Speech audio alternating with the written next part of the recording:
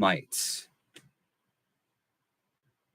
I think it works. Okay, so it's really trippy. I'm seeing myself on 2 different screens right now.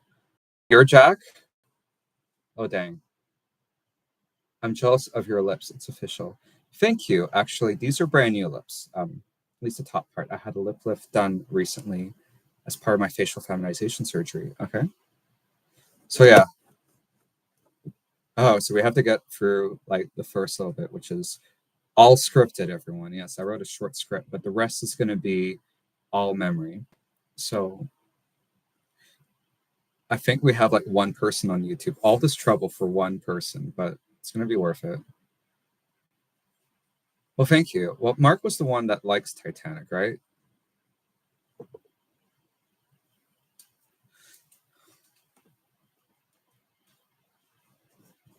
All right, we're ready for this?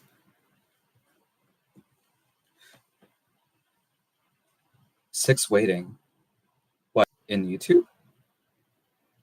Try there may be 2 links by mistake because one of them may have been messed up due to the issue with the network. So there may be 2. So yeah, check that out. We're here for this. Thank you, Valk Side. So I'm just going to start. On the 15th of April, 1912, roughly the pride of British shipbuilding slipped beneath the frigid waters of the North Atlantic Ocean, dooming 1,500 passengers and crew to a cold, watery grave. The Titanic was on her maiden voyage, bound for New York from Southampton, and collided with an iceberg in the late hours of April 14th. What followed were events that would go down in. I will attempt to retell the events and the story of Titanic and the people that built, ran, and managed her, as well as her passengers. As well, the story of Titanic is not confined by a fixed moment in history, as the story of it has captured the imagination of the world, and it continues to do so for depictions of a tragedy in multiple pieces of film and television series and books and whatever. And of course, that, in case you can't tell, that includes the 1997 James Cameron film.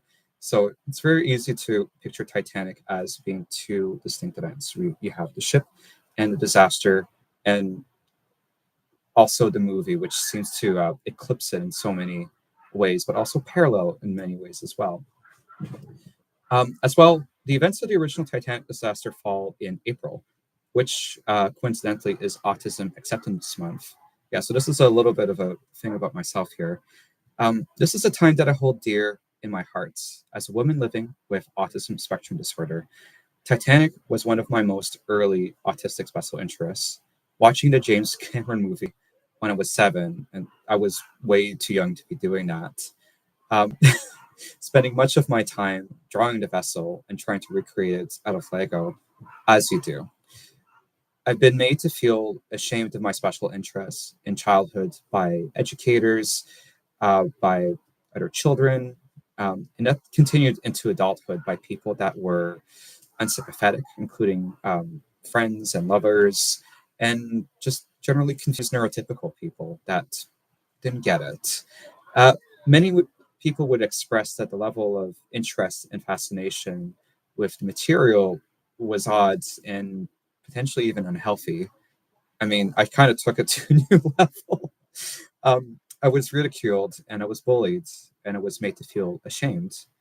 But for many of us on the autism spectrum, our personal stories are shaped by the stories of our special interests. I would pour over hours indulging in the technical details of the ship. Um, I was staring at the paintings done by Ken Marshall. He was a very famous painter who captured Titanic for multiple decades now. I was reading accounts of the early dives by Dr. Robert Ballard. I was studying deck plans online and I also was trying to figure out how the 1997 movie was made, as had a very interesting combination of practical, miniature, and digital effects that all work together to create what I consider, anyways, a very convincing result. I'm now I'm now a woman that works in the STEM field. I work in an engineering group in the government of Canada, for instance, and those early interests that were derived from childhood have now shaped me as a woman that works in engineering now. So it's pretty important to me. And this part is also really important. Before we go through things in earnest, it is worth to mention that the story of the Titanic is often misconstrued to be one of rich, white aristocratic characters. While largely documented and retold as such, this is not really the complete truth. Titanic was also an immigrant ship carrying families in search of a new life and prosperity in America, as well as refugees, some of which came from the former Ottoman Empire, which encompassed the territory of Palestine and Gaza. These were people from many backgrounds, including Arabs, Syrians, Lebanese, and Chinese, including one of the last survivors pulled from the water, Fang Lang from China. As we go forward, spare some thought to the ongoing conflict and genocide in Gaza and the ongoing victims of war and the search for an elusive ceasefire. And the final little bit. The story of the Titanic disaster was the world's first modern mass media event, as the world was captivated by the incredible stories and circumstances that led to her sinking in a story that just could not be made up. At the perfect time when technology, communication collided with the hubris and boundless optimism of the late Industrial Revolution, you had stories of heroism of passengers and crew trying to save as many as they could, women and children going to the lifeboats first, as there were not enough room for everyone on board. The ship's band playing well into the sinking to calm passengers, ending with the tragic rendition of Near My God to Thee, the captain going down with the ship, on what should have been his final crossing before retirement. The White Star Line's chairman, J. Bruce Ismay, surviving the sinking, and the ship's designer, Thomas Andrews, perishing in the tragedy, as well as loving couples like Isidore and Ida Strauss, spending their final moments together in each other's embrace. This is the end of the scripted portion, everyone. There, that was all of the really important stuff that I wanted to go through first. So how are we feeling, everyone? There, we got some more people that are filtering in. Nice to see you all. I see we have one person on YouTube who's watching through this screen over here. It's a little bit trippy. So yeah, that was the end of the scripted portion. Hi, Amber. It's Titanic Day, in case you can't tell. So yes. Now, I'm going to begin by telling the story from memory mostly. I do have a few facts on my screen ahead of me as a full disclosure, mostly from memory of the ship Titanic. And telling the story of Titanic as a vessel is kind of a story of two ships, as Titanic had a near identical sister, a twin almost, called the RMS Olympic. And in order to tell the story of Titanic, we have to kind of tell the story of the two as they were built side by side in Belfast. Nice to see you. Thank you, Ember. If you guys want to comment or chip in or whatever, you can use the comment section. No one from YouTube has done it yet, but I see people on Instagram are commenting. If at all you have any questions during the live stream, it's not super busy, so you can drop in and I will try to answer as much as possible. So you have to go back when you want to study why ships like the Titanic existed at all. In the late 1890s, there was a very major technological arms race, so to speak, between the major powers that was Great Britain and Germany. And that, as well as influencing naval technology for warships, it also trickled down into merchant ships, cargo ships and passenger liners and the like. And there were huge strides in with massive innovations that were being made in the era that really pushed the limits of what could be done in shipbuilding. And that included like advanced materials such as carbon steel, advanced communication systems. Gone were the old days where the only thing you could do was using flags and Morse lamps. You had truly wireless communications that could be done over a very wide distance through the use of Marconi wireless. You also had brand new propulsion systems, such as the use of higher efficiency triple and later quadruple expansion steam engines, and eventually the very advanced and innovative Parsons maritime steam turbine. The costumes for our show tonight. This is the show. This is the show. This is Titanic Day. It's April 15th, which is the 112th anniversary of the ship sinking.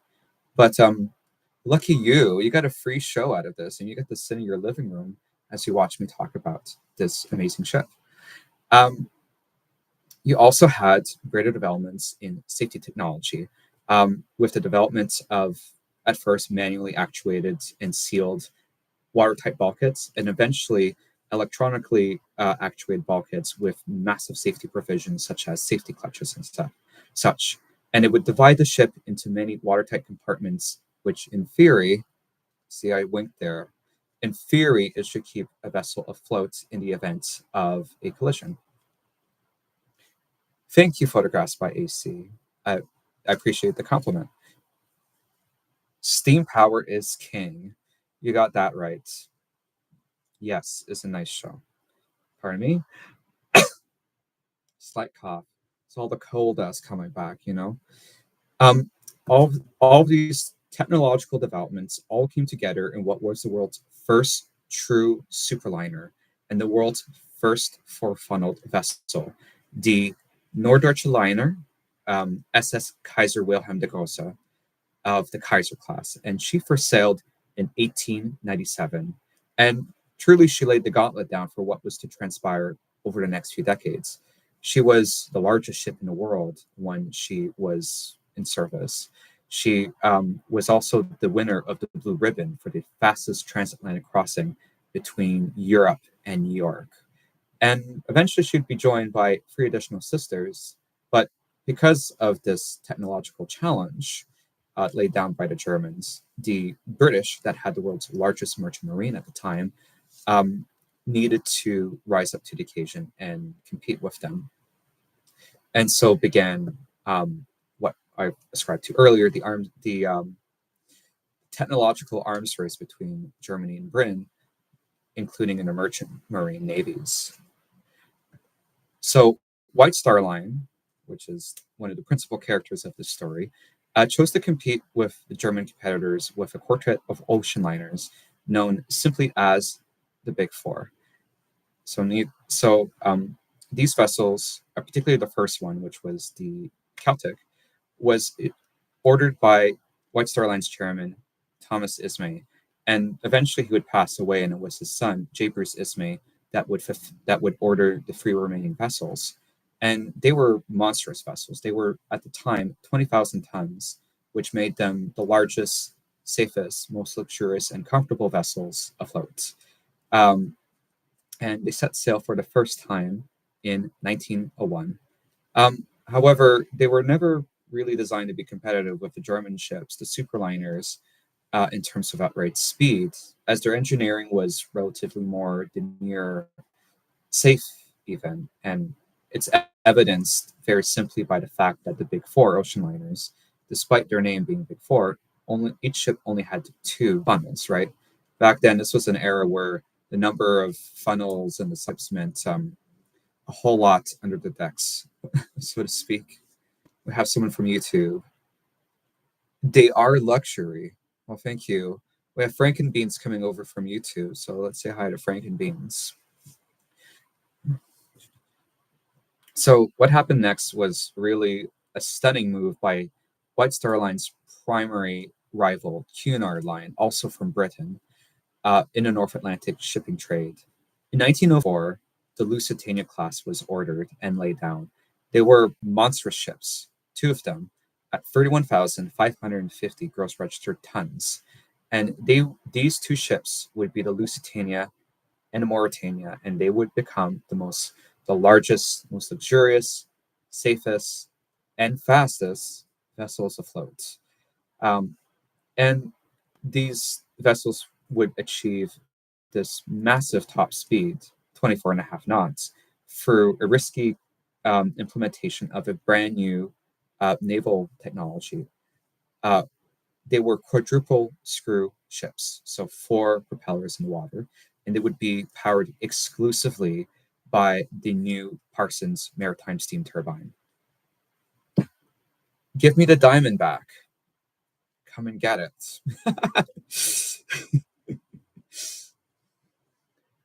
So these vessels at the time, they were hugely expensive to commission. And it meant that Cunard Line had to approach the British Admiralty for funds to construct these vessels. What happened out of these conversations was an understanding for loans on the agreement that in the event of war, the Royal Navy could requisition the Lusitania and Mauretania to be used as armed auxiliary cruisers. And because it was a partially Royal Navy project, High Cat, or I should call you Kesar. Why did I let Jack Dawson down? He was dead weight. He was frozen to death. What could I say? Sorry, guys. So this meant that the Royal Navy had particular design requirements on these 2 ships that made them inherently a more compromised design than the White Star Line was comfortable in pursuing. They were long and slender vessels, not very wide in terms of beam, so they were very sleek. Because of the high power that they were producing in the turbine, they vibrated. They weren't particularly as comfortable as they should have been. And they had a lot of compromising design features, including reinforced areas of the ship where they could accommodate naval guns that made them less than optimal. But despite that, they were hugely successful when they emerged on the scene in September 1907. In fact, they were so fast that the 2 of them, no, I'm here, I'm the Jack, says the one that's clearly called Oscar Green. I know we're just gonna make like lots of like Jack and Rose references throughout the live stream. Exactly. That's actually a good question. Thank you, Nova Bliss. The Lusitania and the Mauretania, because they weren't particularly wide, it meant that they were less stable in the water. Actually, they had a very nasty habit of riding a wave straight on, and then when the wave dropped, they would drop, sometimes many, many feet, 8, 10, 12, 20 feet even, which meant that lots of water would rush over the bow, and they would list, they would lean as well. And of course, the vibrations from the engines weren't helping.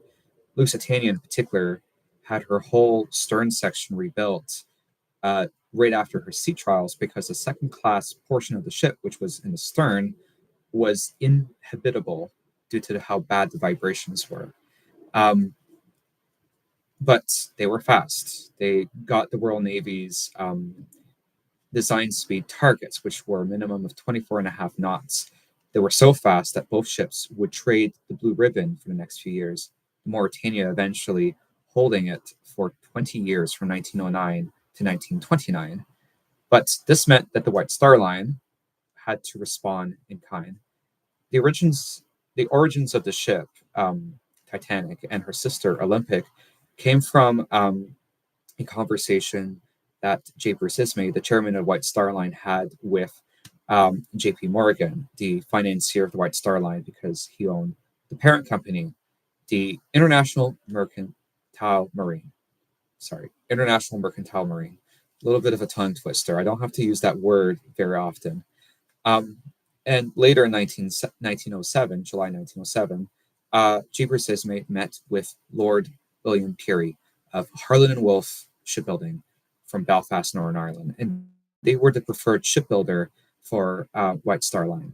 And in this meeting with Lord Peary and Bruce Ismay, they actually agreed in principle that White Star Line would order 2 vessels, and they would be monsters, massive, gargantuan, 45,000-ton ocean liners.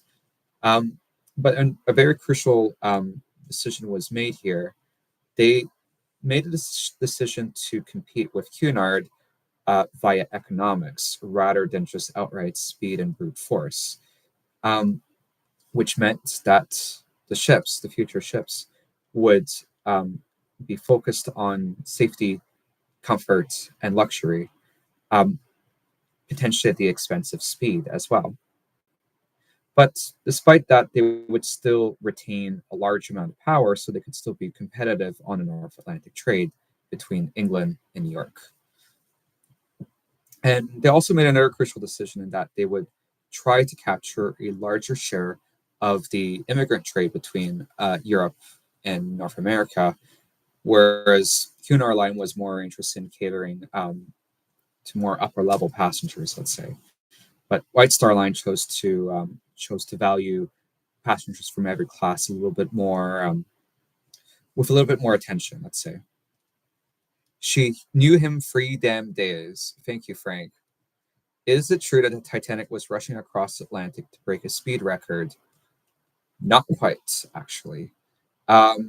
She was never going to win the blue ribbon. The blue ribbon is it's not actually a ribbon at all. I think it's just an honorary thing, an imaginary thing, let's say. It's awarded to the fastest transatlantic crossing between England and New York City, and it would be measured by 2 points in the ocean, right? So if you passed a certain point in Ireland, I think, to around at the point of the Nantucket Lightship, that was your crossing time. And I do believe Lusitania Mauritania could get that down below 5 days. So Lusitania and Mauritania, as I said earlier, had very high top speeds of 24 and a half knots, 25 knots or so. That they could cruise rather comfortably at those speeds.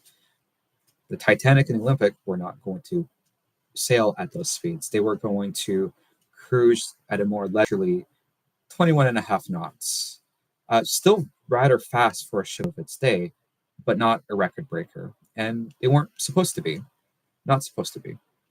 But very, very smart question, though. Thank you for the question. But back on track here. I have a few points here, so I'm just going to read them off a little bit. As we go forward, I'm going to rely a little bit more on my memory. So on the 29th of July, 1908, so my birthday actually is the 29th of July, in case you guys were wondering. On the 29th of July, 1908, the executives from Harland Wolff, including William Peary, signed 3 memorandums of understanding with White Star Line, including Jeepers Ismay, to construct what they called Design D. They actually gave them several design options, and they picked Design D.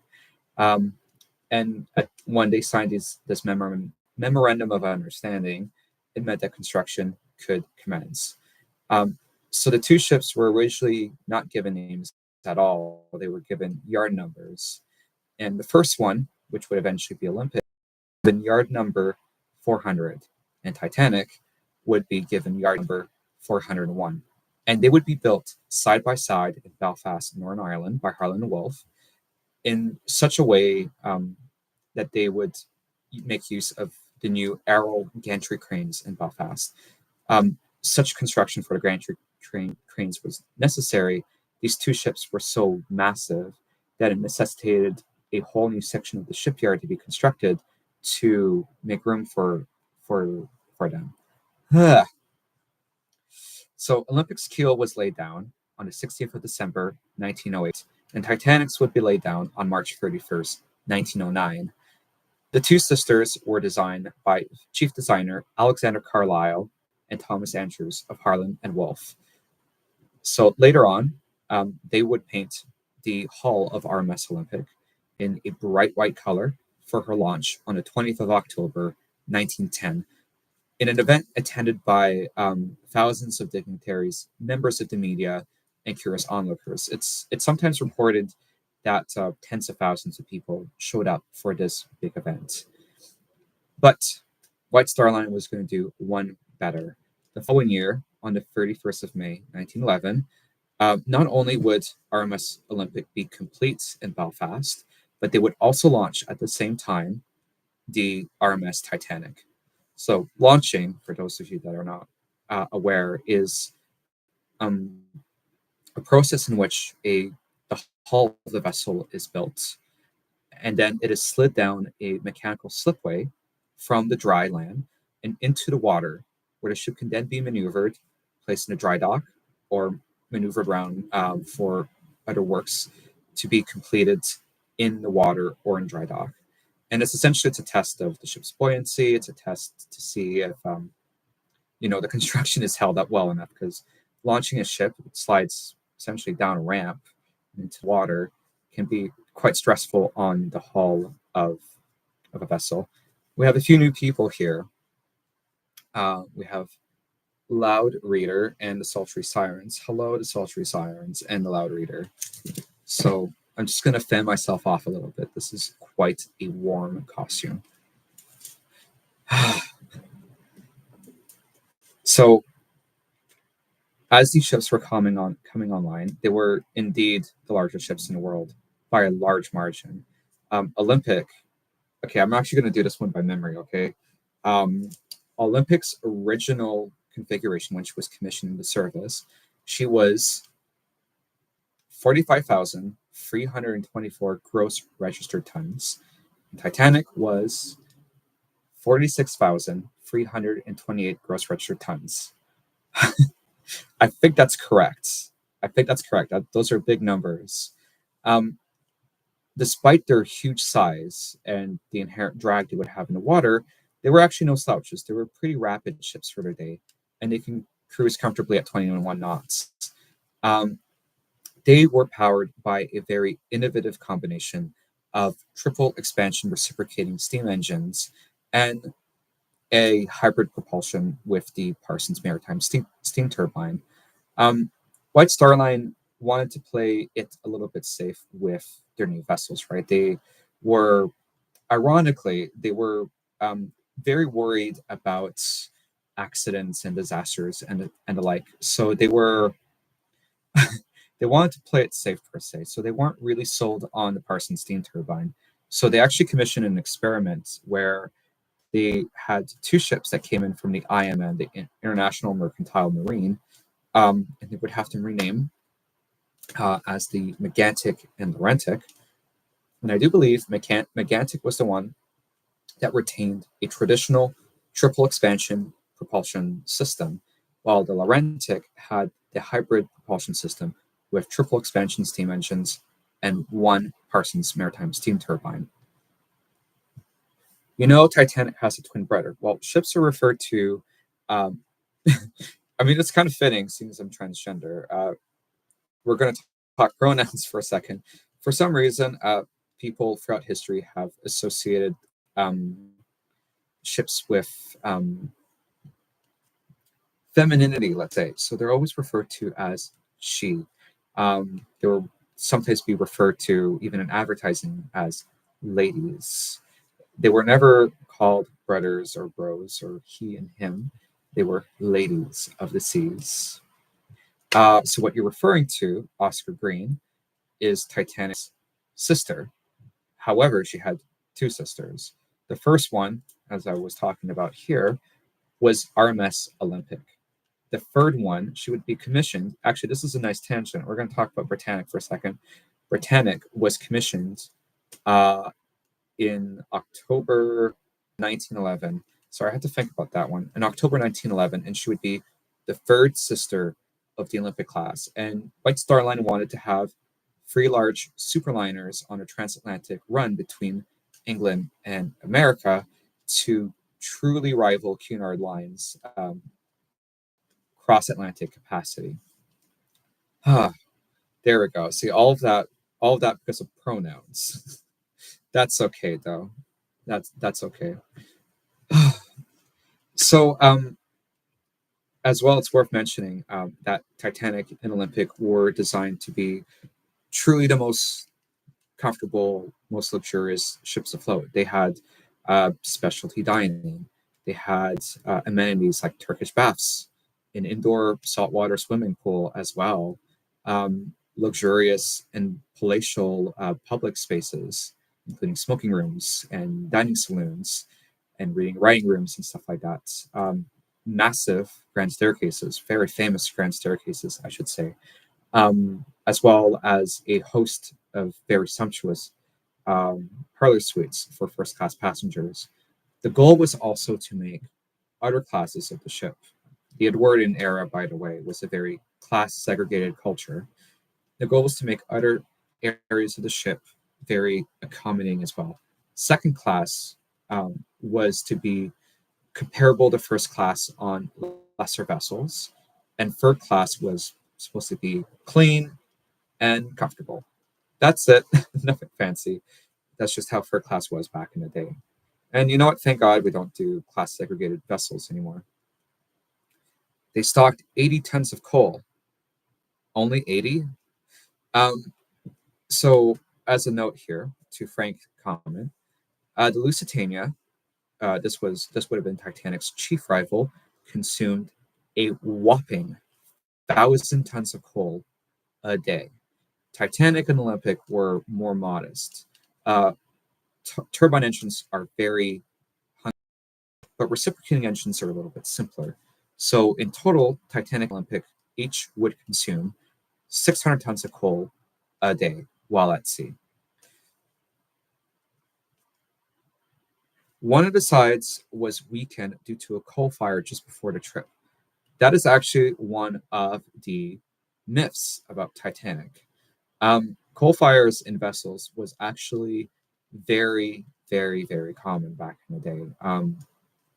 Coal dust and the like was,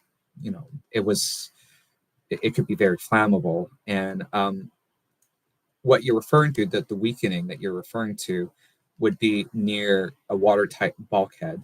However, watertight bulkheads are very, very, very strong. Definitely strong enough to withstand a heat from a coal fire. And it was not, they conducted experiments after the sinking of Titanic to see if that potentially could have contributed to the disaster. And I think they found that the fire may have taken up 10% of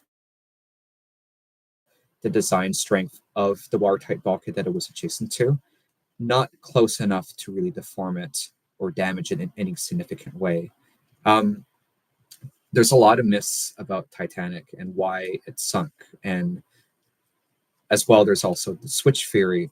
We can get to the switch theory later if you guys are particularly curious about the Titanic Olympic switch theory. It's during a voyage. Actually, I should probably save that for later. We're going to save that for later when we actually get to the voyage, okay?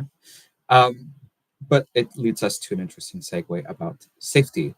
Titanic and Olympic were actually designed to be the safest vessels afloat. They had many, many safety redundancies built in.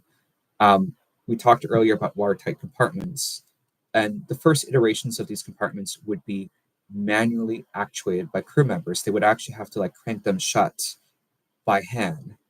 And vessels like, say, the Empress of Ireland that sunk in Canada in 1914 had these manually actuated watertight bulkheads. And because they were manually actuated, they contributed to a faster sinking of that particular vessel. Titanic and Olympic would not do with just a manually actuated system. They would have an electronically actuated system that could be controlled from the bridge of the vessels.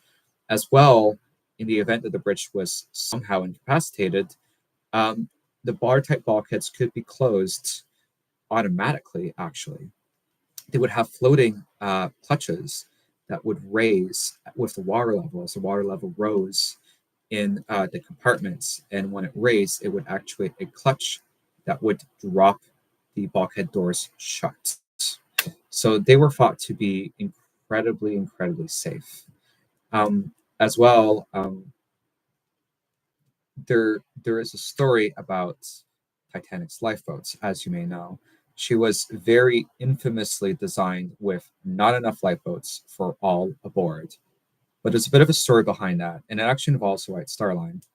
We're going to read some comments here from YouTube. 1985, by the way, September 1st, 1985, to Stephanie's comment here on YouTube, was when the shipwreck was found by Dr. Robert Ballard. So yes, to bring people back and forth between ships.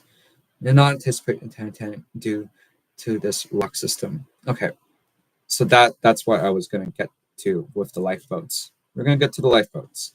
At the time, I mentioned earlier that the Edwardian period was this massive period of huge scientific and technological advancement. And because of this technological race between Germany and Britain, it meant that the pace of technological development outpaced regulatory systems. At the time that Olympic and Titanic were commissioned, the rules were archaic, not even suited for the prior generation of ships, like the Big Four, for instance. And the Board of Trade, which issued Titanic its certificate for seaworthiness, demanded that a vessel over 10,000 tons be fitted with 16 lifeboats, no less. This would mean that at full capacity, Olympic and Titanic would have space on our lifeboats for a third of the total complement of those vessels. The idea was, and this was tested in 1909 by White Star Line's own ship, the SS Republic. She was struck by another ship off of Nantucket, the SS Florida, and she began taking on water. The idea was that having lots of people in these wooden lifeboats in moving seas with lots of water splashing around, getting people wet and cold, and potentially washing the boats away. Having all of your passengers and crew on the open ocean waiting for rescue was not safe. And the stricken ship, in this case the Republic, would act as its own lifeboat, stay afloat just long enough, use the new invention of the Marconi wireless to coordinate a rescue, have other vessels arrive on station, and the lifeboats would be used to ferry the passengers from the Republic to the waiting rescue vessels. And this was thought to be safest. Does it work like that? It worked once for the Republic and never again. It's not going to work again. But it was not that they didn't think that it couldn't sink at all. They just figured that it had to stay afloat just long enough that they could get all passengers and crew safely off the sinking vessel, and they would be automatically on the safety of a waiting rescue ship rather than drifting aimlessly across the North Atlantic Ocean, potentially in a storm where they would totally be swamped. But yes, thank you, Frank, for that comment. That you do know a bit of your history, as it turns out. But so proceeding with the story, it's okay. You guys can ask away. You can make your comments, ask questions, or whatever. This is kind of the format we're going to go with. This is why this section is completely unscripted. So, being that as it may, the idea was with the watertight compartment system that the ship was, insofar as the designers can imagine it, practically unsinkable. I'm trying to use the language that they actually used back in 1912 to describe these ships. I don't think, with the exception of people saying it for word of mouth, that people actually said that the ships were unsinkable. It was just kind of understood as such, if you know what I mean. So in theory, this system worked. And actually, it did. On the 20th of September, 1911, as Titanic was weighing completion in Belfast, her sister ship, Olympic, which was commissioned in the service with a wildly successful maiden voyage on the 14th of June, 1911, was struck by a Royal Navy cruiser, HMS Hawke. So again, this is the 20th of September. What happened was Olympic was making a turn to starboard, and the wake of the vessel, because it was such a large ship, pulled in a smaller vessel from the Royal Navy that was running parallel to it. So it collided like this into Olympic's stern section. The HMS Hawk is very interesting because she actually had a ram built into the front of the ship, and she collided bow first into Olympic. The ram was specifically designed to sink combat vessels, right?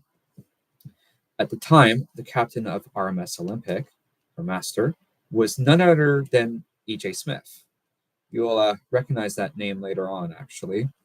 And he witnessed the whole event. The ship was struck near the stern, and there was a massive hole that was poked above the waterline and below, and two watertight compartments quickly flooded, but the rest of the watertight compartments were sealed, and the ship did lower in the water slightly, but did not sink. She was fine. She was not compromised. The damage, however, was extensive. Her right propeller shaft was bent and badly damaged. She was low in the water, and she could not complete her transatlantic crossing.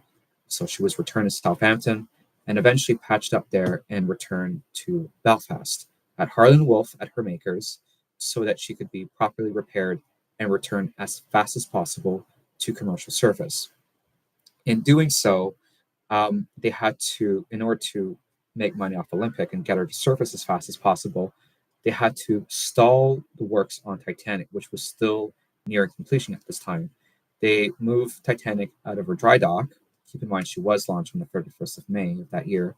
They moved her out of her dry dock so that they could patch up Olympic, repair her propeller shaft and some of her internal machinery, and get her back to surface as fast as possible, which was accomplished in November 1911.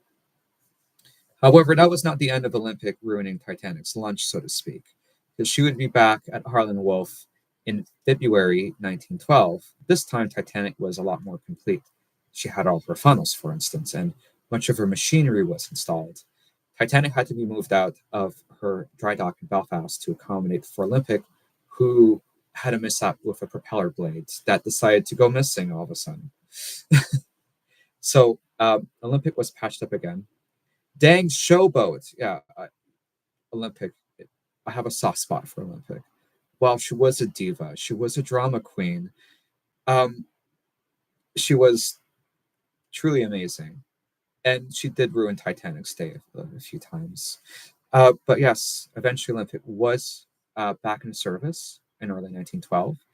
And Titanic's completion was delayed by a few weeks in March 1912 to April 1912.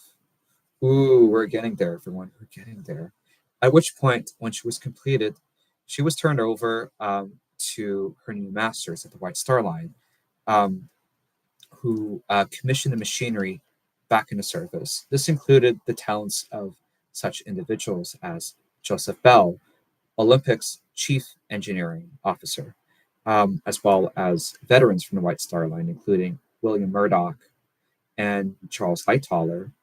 Her first master was Herbert Haddock, but very quickly he was replaced by E.J. Smith. Herbert Haddock would eventually take over Olympic from Captain Smith, but Captain Smith got Titanic out to sea for her sea trials, which was April 2nd, 1912. Keep in mind, everyone, this is all memory. Okay, we're going all memory here, and Titanic sea trials were not as extensive as Olympics because they were thought of as being virtually identical sister ships, and definitely identical when it came to engineering compliments. April 2nd is your birthday. I always thought it was April 1st because you Frank, you're a little bit of an April Fool's moment. Just kidding. We love you, Frank. But yes, she completed her sea trials very well, actually. And you're impressed that you remembered us all. Well, this is why we advertised this as an event in conjunction with Autism Awareness Month, or Acceptance Month, sorry, I should say. Autism Acceptance Month. This is a special interest of mine. I mean, evidently, I clearly love Titanic. And it meant that I've been exposed to this story from a young age. 7, actually. I was 7 years old when I watched a movie for the first time, and I've been completely captivated with it since. And because of that, it meant that I just became a sponge. I absorbed whatever I could with stories and information about Titanic. Thank you for that question, Josie. Titanic's maiden voyage was only days after her trials. I'm going to use her. It's not it. It's her. Was this normal or rushed? Good question. A bit of both, actually. It's a bit of a complicated answer. Titanic sea trials were definitely more rushed than Olympic. And that's because it was believed that Olympic and Titanic were similar enough in terms of engineering that they did not necessitate massive differences in sea trials, right?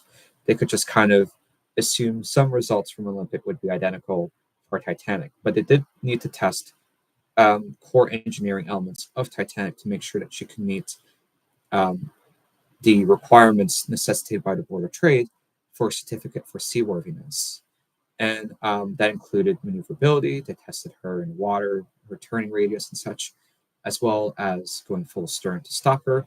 She could stop within 3.5 lengths of herself. That was 3,000 feet, which was very good, very good. And she could do this in 3 minutes. So there's a myth that goes around about Titanic not being maneuverable enough.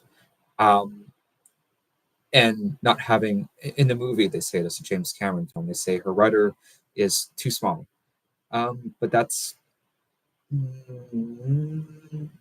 need I not remind you that in 1918, the HMS Olympic in her wartime guise was maneuverable enough to sight a U-boat in the water, avoid an attack, and then maneuver herself to ram the submarine and sink it. And her master at the time, Captain Sir Bertram Fox Hayes, actually complimented that the ship, for its size, was incredibly maneuverable. So that is a myth. That is a myth. So yes, did they try a maneuver that caused a crash? The maneuver in question, we're going to get to that, but thank you for bringing that up. The maneuver in question was a normal maneuver that was essentially a crash turn to avoid an obstacle, a sudden obstacle. But there were several factors that evening, April 14th, and the early morning of April 15th, that made it so that it didn't stand much of a chance. And we're going to get to that. We're going to get to that soon enough, okay?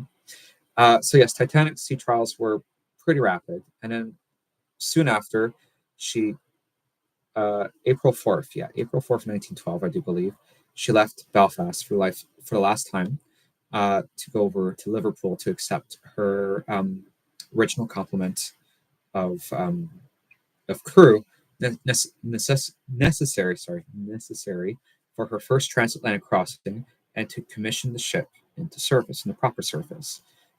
Liverpool, by the way, was her port of registration. That's why on the stern of the ship it says Titanic, Liverpool, and it was also where White Star Line had its headquarters. So annoying. Sorry, Tanya. Don't worry. Don't worry. It's all good. This is why it's Titanic Day. We get to explore these questions, and I'll try my best to answer them. I noticed that on YouTube, like my face is like partially obscured, and on Instagram, if I look normally, it's fine. So if you see me turning a lot, partly it's because I want to show off the hat, but also partly because I just have to give both audiences a little bit of my face.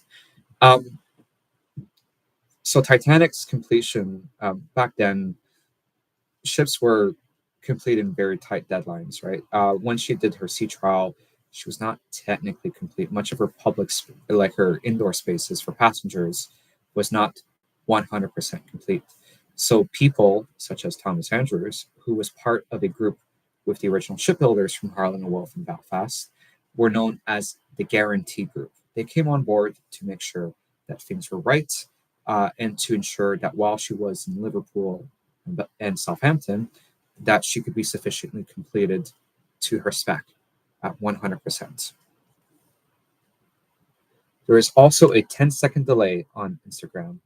That's okay, Valxides. Gene Machine here says, "Hi, Tanya, my daughter." Hello, Gene Machine. We're talking about Titanic. Yes.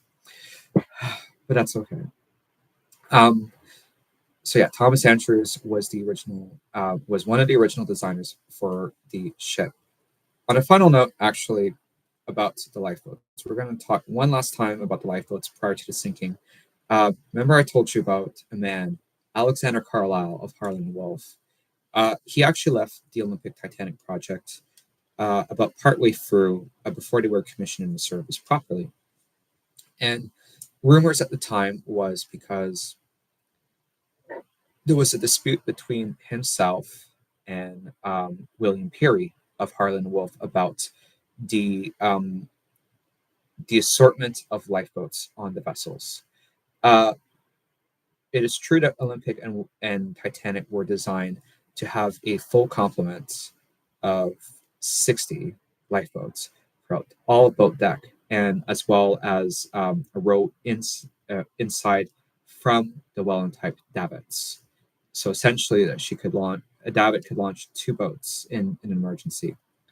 And despite that, William Peary of Harland Wolff overruled that.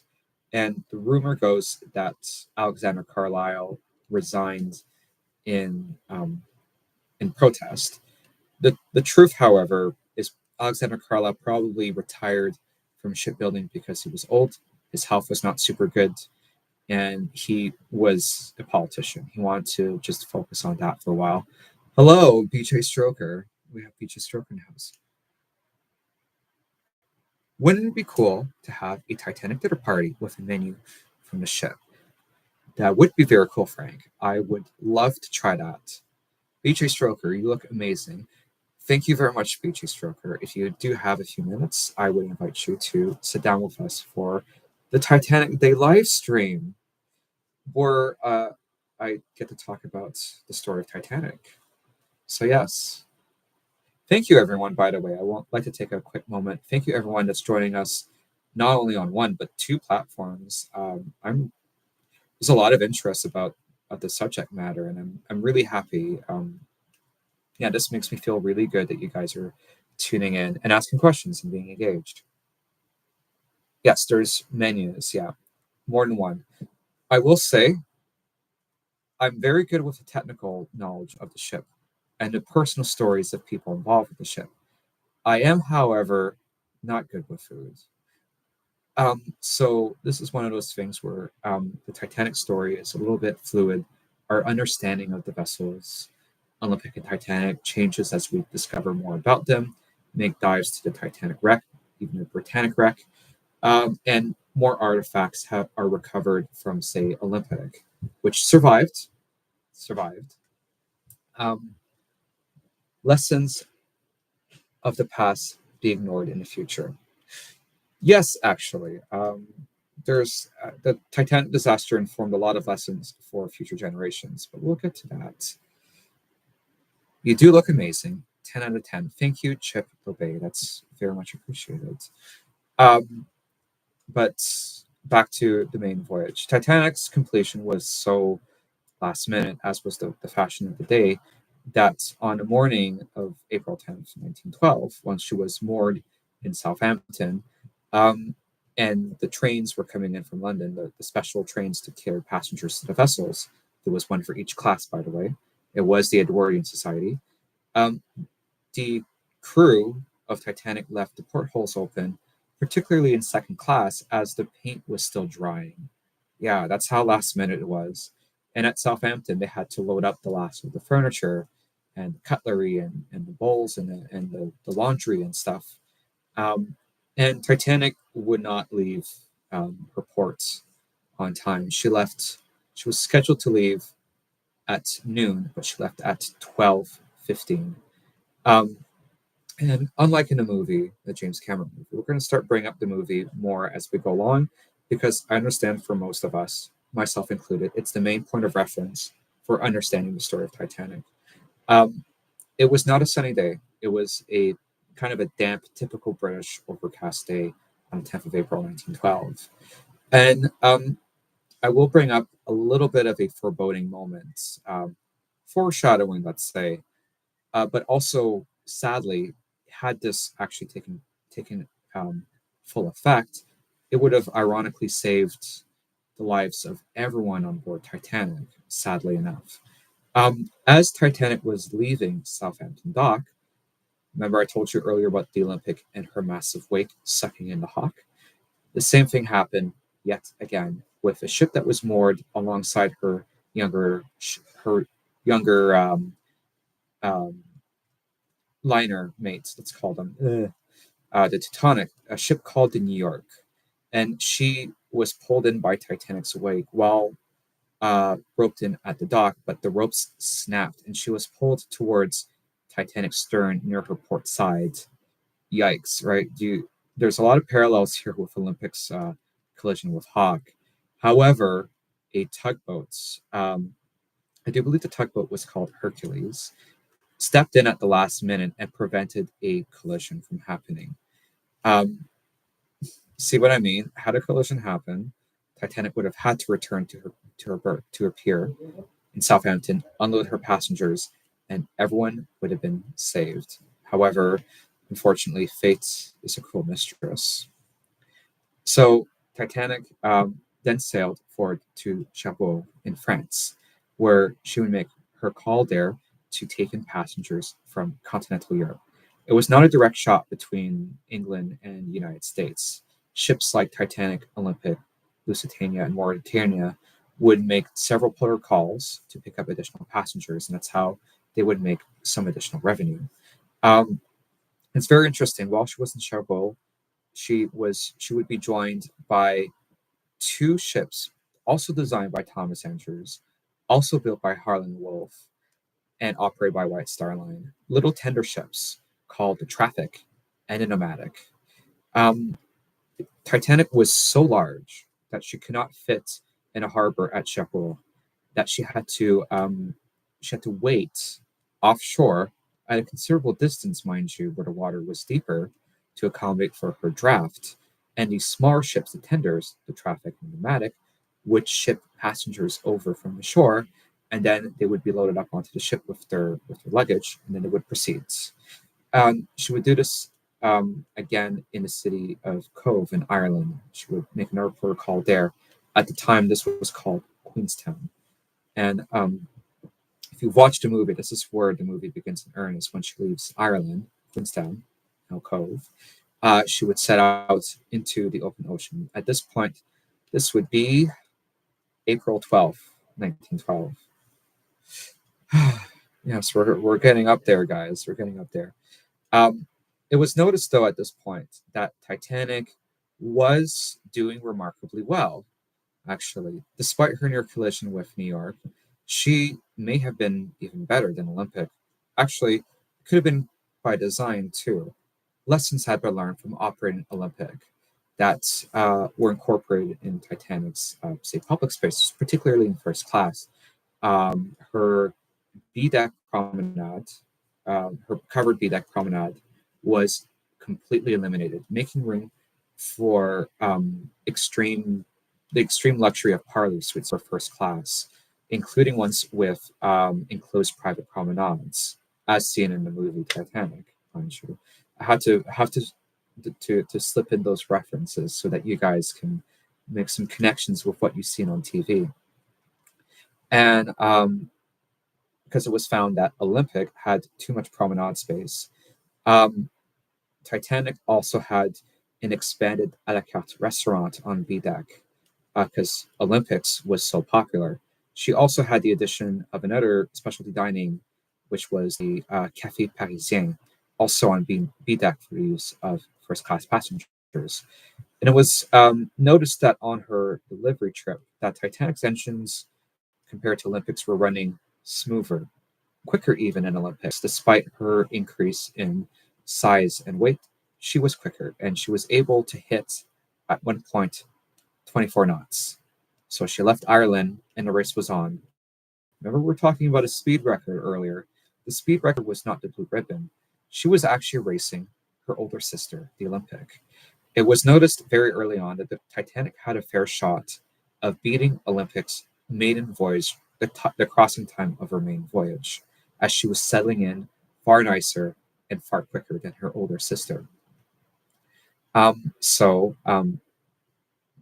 J. Bruce Ismay, who was on board, he had a habit of coming on board most of his new vessels as they on their main voyage, inquired from the captain and the chief engineer Joseph Bell if there was a shot at beating Olympic's crossing time. And in the movie, this is actually a conversation between E.J. Smith and J. Bruce Ismay. This is where facts tend to diverge a little bit from the fiction. And the facts of the situation was that they would try to beat Olympic if possible, which at the time it certainly looked like it was. E.J. Smith, the captain, who previously captained Olympic, was quite fond of going fast. He was a bit of a nautical speed demon, let's call him that.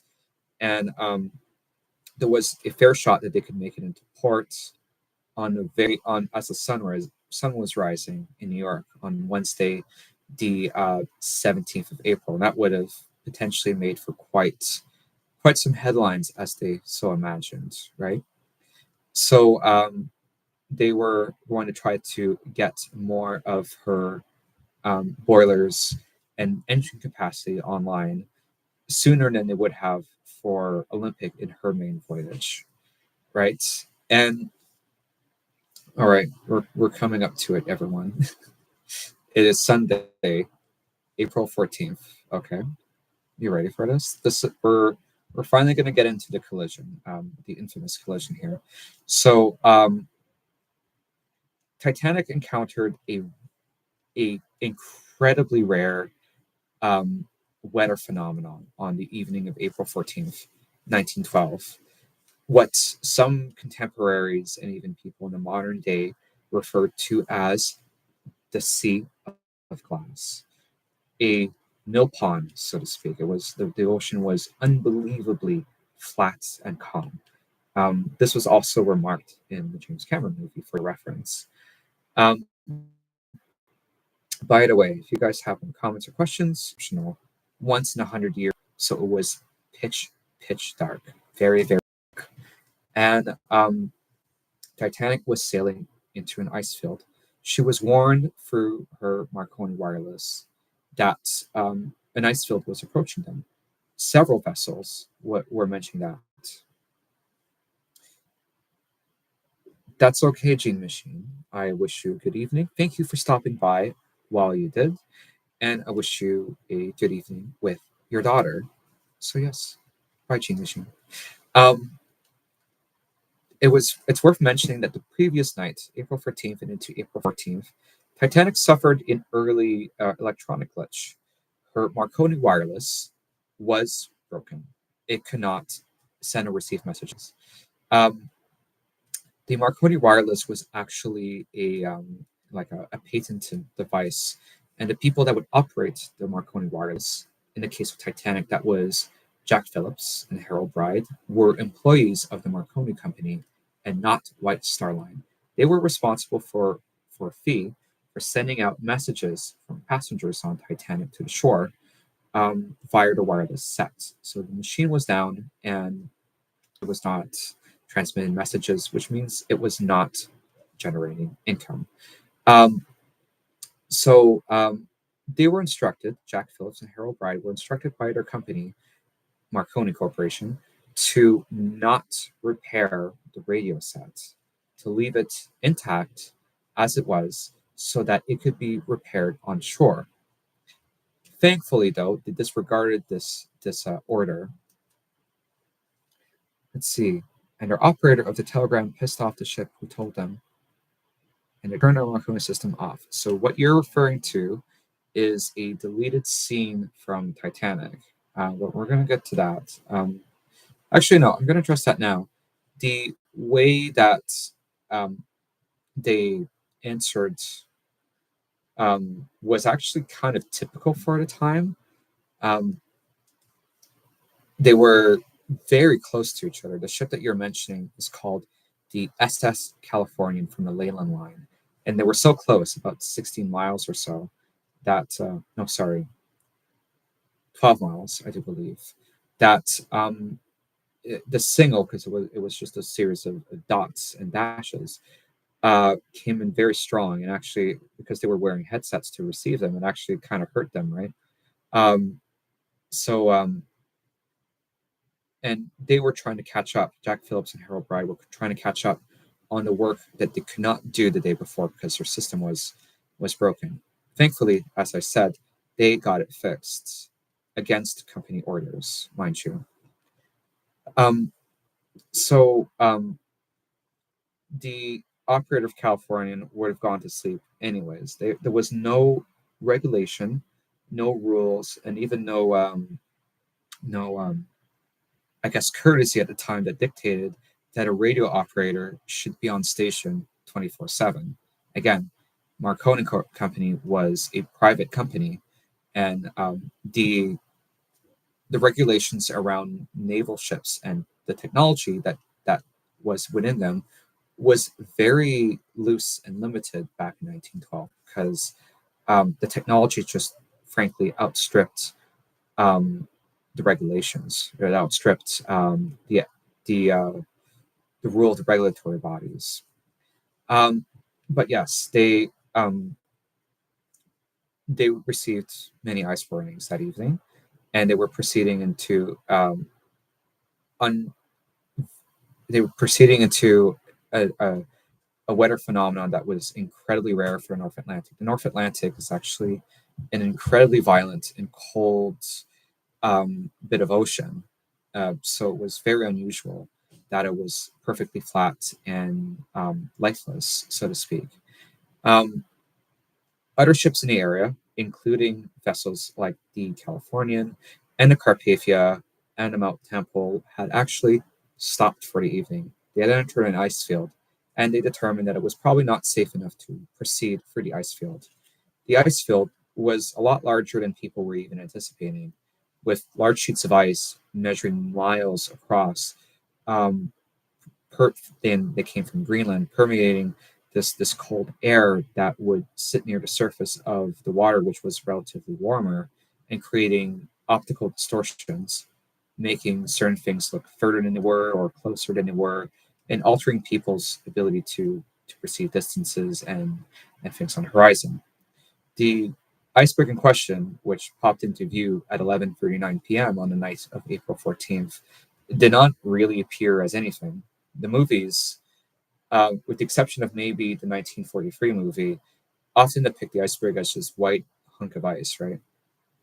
But in reality, it would have appeared as essentially like if you looked ahead of the ship where you would see stars, it would be a mass that was blocking the view of the stars. And that's all that the lookouts could see. The lookouts that evening on station were Frederick Fleet and Reginald Lee.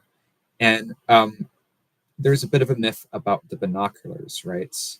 It is true that that Titanic's binoculars were locked away in a locker and no one had the key for it. The original person that had the key was William Blair, Titanic's original chief officer. He was replaced by Harold Wild from the Olympic.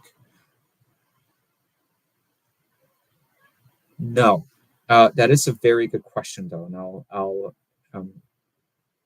more listening in class. Well, thank you, Meg Horseman. I will answer the headlight thing. Very specifically, the 1943 movie made in Germany in World War II. It's very controversial. It establishes many tropes about Titanic movies to follow. Unfortunately, I don't like when fascists set movie tropes and that are followed into the modern day. But here they are. They were the first ones to depict an extended. There, is that working now? I saw a pause connection thing. They were the first ones to depict an extended collision sequence, and in it they talked about a searchlight. Which stemmed from their own maritime experience with their own ships from the Ballon Trio, particularly the Imperator.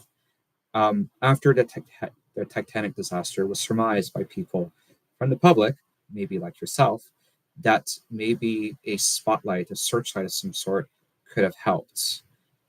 However, in, in practical application, the naked eye of the lookouts was actually better than, say, a searchlight or binoculars. They could spot something on a horizon, coming over the horizon, um, much sooner than it could be illuminated by a searchlight. The procedure, as they were setting up the crow's nest on the foremast of Titanic, was they would have spotted an object up ahead with their naked eye, and had they had binoculars, they would have looked ahead to see details of it if they could, where it was, like how far it was, what kind of object it was, whatever. Um, so in that regard, the lookouts did perfectly fine. They reported the iceberg, which they thought was a blackbird, essentially black ice, as soon as they saw it on the horizon, and they rang the bell 3 times for an object ahead. By the way, once would have been an object to port, and twice would have been an object to starboard. Um, and the officer, the commanding officer of the ship Titanic, on deck that on a bridge that evening, commanding the vessel, was the first officer, William Murdoch. He was an experienced uh, seaman. I know that's a dirty word, but that's what they were called, right? Um, and he we're just going to get rid of the whole colliding with the iceberg head on thing. He did the right thing by trying to avoid the iceberg. He had no way of knowing what exactly the outcome of colliding head on would have been, right? So he did a maneuver. He initiated a maneuver from the bridge known as port rounding. In the movie, this is often the James Cameron movie. This is often told by people that are trying to sound clever, that it's told wrong in the movie. However, when he tells the person at the helm, the helmsman, to turn to starboard, it was actually they were actually depicting it correctly, as Titanic used tiller commands. So tiller command is kind of the opposite of what you're seeing in front of you, because again, they all came from sailing vessels with tillers in the rear, and that's how you steered them. So that is one of the few bits that was very accurately portrayed. So they turned the ship to port, and they had 37 seconds before a collision would start. And they would have to turn to starboard afterwards to initiate a port rounding maneuver. They also, this is not correctly portrayed in the movie, William Murdoch closed the watertight bulkheads before collision happened. And instead of initiating a maneuver full astern, which was a braking maneuver, they actually ordered the engines full stop. And that was to have water to continue flowing over the rudder, so that the ship could continue steering. We have some things here.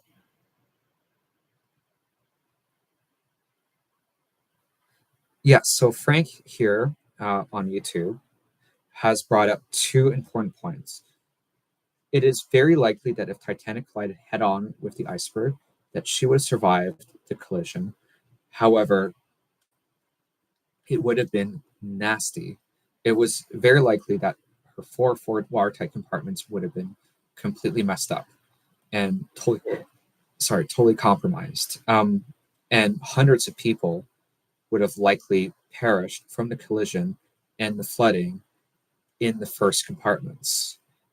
So Murdoch did the right thing by trying to avoid a collision, right? He had no way of knowing that they would have a glancing blow of the iceberg. But yes, morning forward, it was doomed. In the bow section of the ship, because forward collisions in 1912 were actually very common in a maneuver called telescoping. If you imagine a telescope, if you collide a ship head-on with, say, another ship, it kind of folds in on itself up to a certain point, right?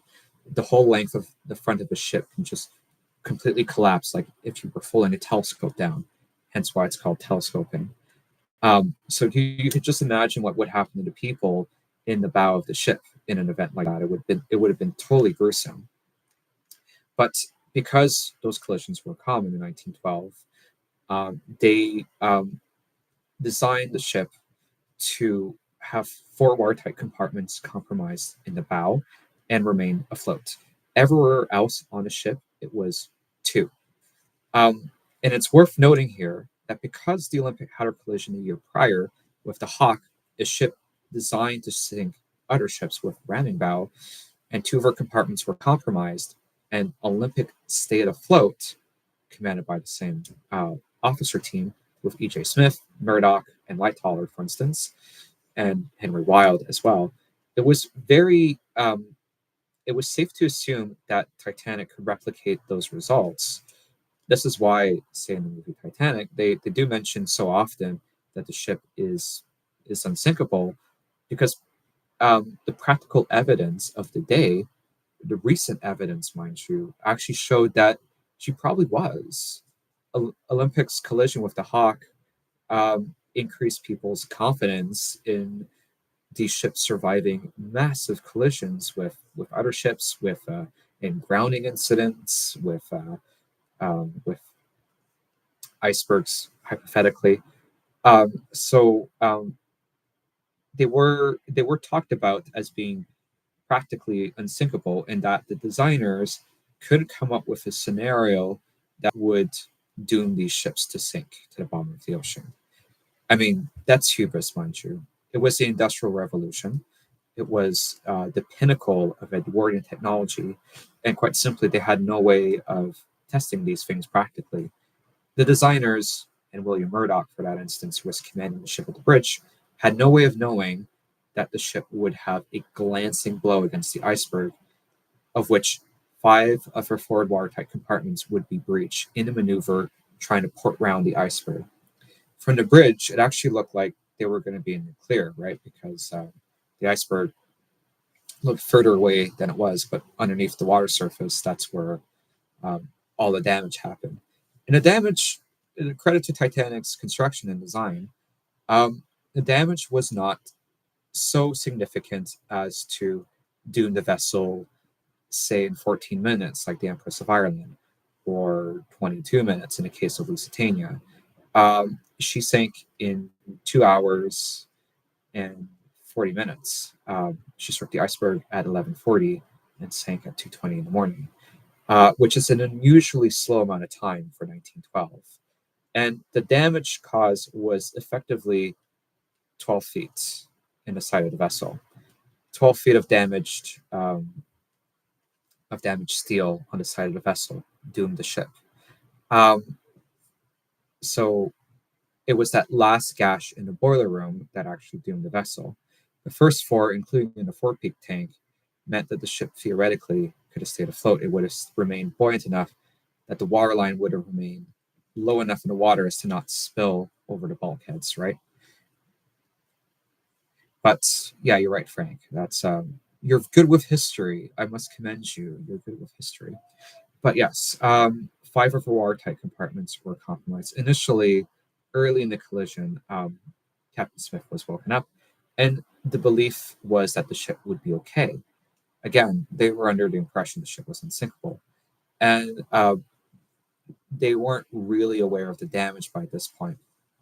There were sounding crews that went below the deck, including carpenters and Thomas Andrews and captain, as well as officers, that went below to investigate the damage, to see what it would take to right the ship. The story goes that they went down towards F deck, leading down towards G, and they passed through the mailroom where the Royal Mail clerks were carrying bags of mail away from the water that was slowly rising, at which point they kind of realized that they were going to sink. And at that point, I do believe it was 15 past midnight, so 12:15, that they issued the evacuation of the ship. So quite a while had passed before they actually decided to evacuate the vessel. It was a very cruel turn of fate, because on the morning of April 14th, they were actually scheduled to do a lifeboat drill which the captain canceled. And the day after, April 15th, late in the morning, they scheduled a full high-speed run on the open ocean, which never happened, right? So very, very cruel turn of fates there. Because of church, yes. It's annoying to bring up the 1943 German movie, because they were the ones, I do believe they were the ones to start that trope of the Sunday service, which has been copied in every subsequent Titanic uh, film depiction since then. So yeah, rather annoying that the Germans were the ones that pioneered that at the height of World War II. But yes, because of that, it meant that there was lots of the crew that weren't very familiar with the evacuation procedure, how to operate the davits, how to operate the lifeboats. And the passengers were also learning to disbelieve that the ship was unsinkable. They were venting the excess steam pressure from the boilers. The ship was stopped. And it made this very loud hissing sound, which disoriented the passengers and made them convinced to stay inside. There was also this loud hiss that was being vented from the forepeak tank in the bow that was also convincing passengers to stay indoors. It was quite cold that night. The water was minus 2 degrees Celsius, and the ambient temperature outside was near freezing. So people, and it was because of the lack of preparedness with evacuations from the crew. Um, the crew didn't really give the passengers really the appropriate information, right? It was up to people like J. Bruce Ismay, who was on board, and Thomas Andrews, and more knowledgeable members of the crew, like the officer complement, to actually direct them where they were supposed to evacuate. And this is where we kind of get into some myths about the Titanic sinking, about third-class passengers being barred from going up towards the boat deck by the crew with the metal grates that they used for the class segregation, for the immigration segregation that was necessary to immigrate to America. That was a bit of a stretch. You could get up near the boat deck exclusively within third class spaces, so they could have evacuated. There were stewards from first class that went down to try to help third class passengers up. The reason why so many of them died is they were lower in the ship. They weren't. A lot of first class and second class passengers were nearer to their lifeboats, so they were first in line, so to speak. And there weren't many stewards that were very knowledgeable from first class that went below to third class. So there was disorientation. People were lost, and they weren't really sure about the instructions about what to do, right? If they were indeed doing a full evacuation at all. They would close them at night. There was a curfew. Um, Actually, the public spaces of the ship, yes, you're right, they were closed at night. The D-deck dining saloon, for instance, was closed by 11 so that they could set the tables for breakfast the following morning. So by the time the ship collided with the iceberg, they were in the middle of setting up for the following morning for breakfast. So yes, you were right in that there was a curfew. A lot of the passenger spaces, like say on A deck, were actually adjacent to promenade spaces. So they didn't want passengers promenading at 11, so they had signs and such discouraging people from being too loud and rowdy in those common spaces. So you do bring up an interesting point there. But yeah, the Titanic evacuation was kind of a sloppy affair, and the well-type davits were indeed very difficult to operate and to lower the boats away. For instance, the standard procedure of the time was to swing the boat out above the side of the ship and lower it parallel with the side of the vessel towards the open promenade space on A deck. And passengers would come through the open windows on A deck into the lifeboats. However, the screens at the partially enclosed section of the promenade space were not opening properly. So they could not really evacuate the ship that way. So the instructions for evacuation had to be changed partway through to get people all the way up towards the boat deck. Actually, one of the persons responsible for doing that was J. Bruce Ismay. It is worth mentioning, right? Like we were somewhat political early on about the stories of immigrants and refugees that were on Titanic, particularly concerning the territories of the former Ottoman Empire, which includes Palestine and Gaza. That characterizations that became tropes in the story of Titanic in our popular media, particularly J. Bruce Ismay, are kind of malicious. The movie in World War II that was recorded by the Germans was a piece of propaganda that, while it was pioneering and it initiated a lot of the tropes that we have nowadays, including in the James Cameron movie, they were in parts very problematic. The villains of that story were Jews, and the heroes of that story were Nordic Germanic types, right? And of course, the villains of that story included J. Bruce Ismay.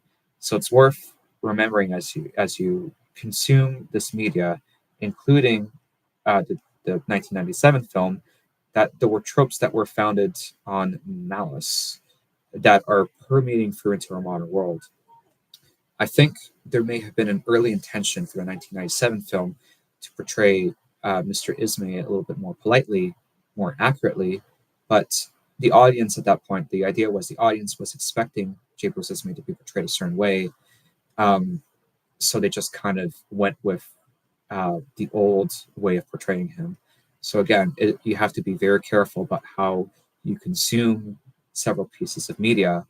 There are problematic elements that permeate through even recent and modern media. So just be careful about that. So yeah, characters like J. Bruce Ismay and Thomas Andrews were trying to help passengers towards the boats. There was a lot of confusion. And eventually, a panic set in, right? Passengers that were initially, they were, say, at White Star Line offices and were being sold tickets for passage on Titanic, being told that the ship was practically unsinkable, realized that the ship was far too low in the water to be unsinkable, particularly when the bow, the forecastle deck of the bow went under.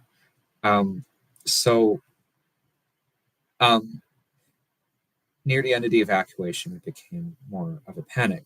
But the early lifeboats that were launched away were very infamously filled at part capacity. A.J. Smith issued orders for women and children to enter the boats.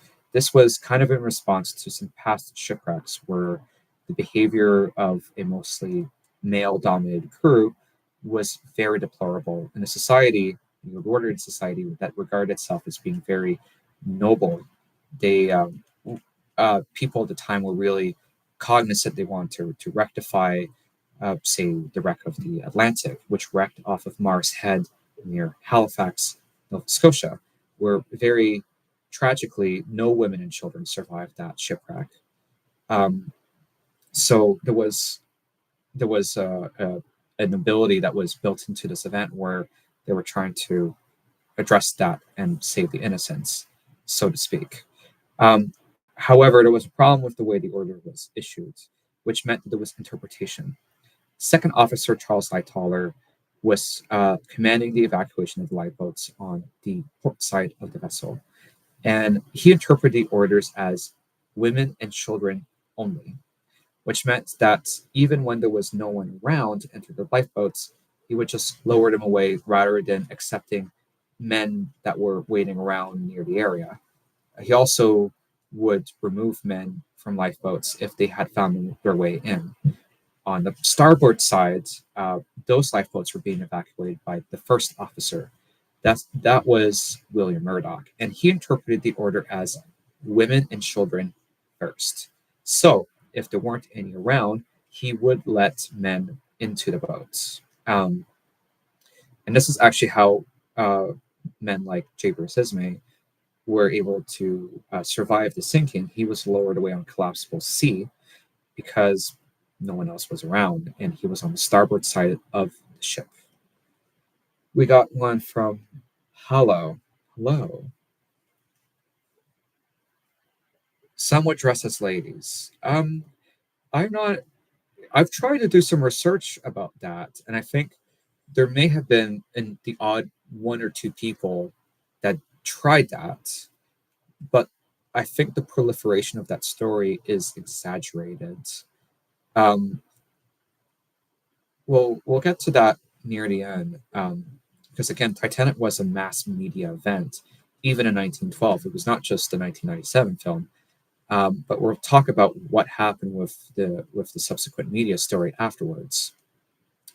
Um, but you bring up an interesting point. I do believe there have been reports of stories like that. It's just very hard to substantiate them. Um,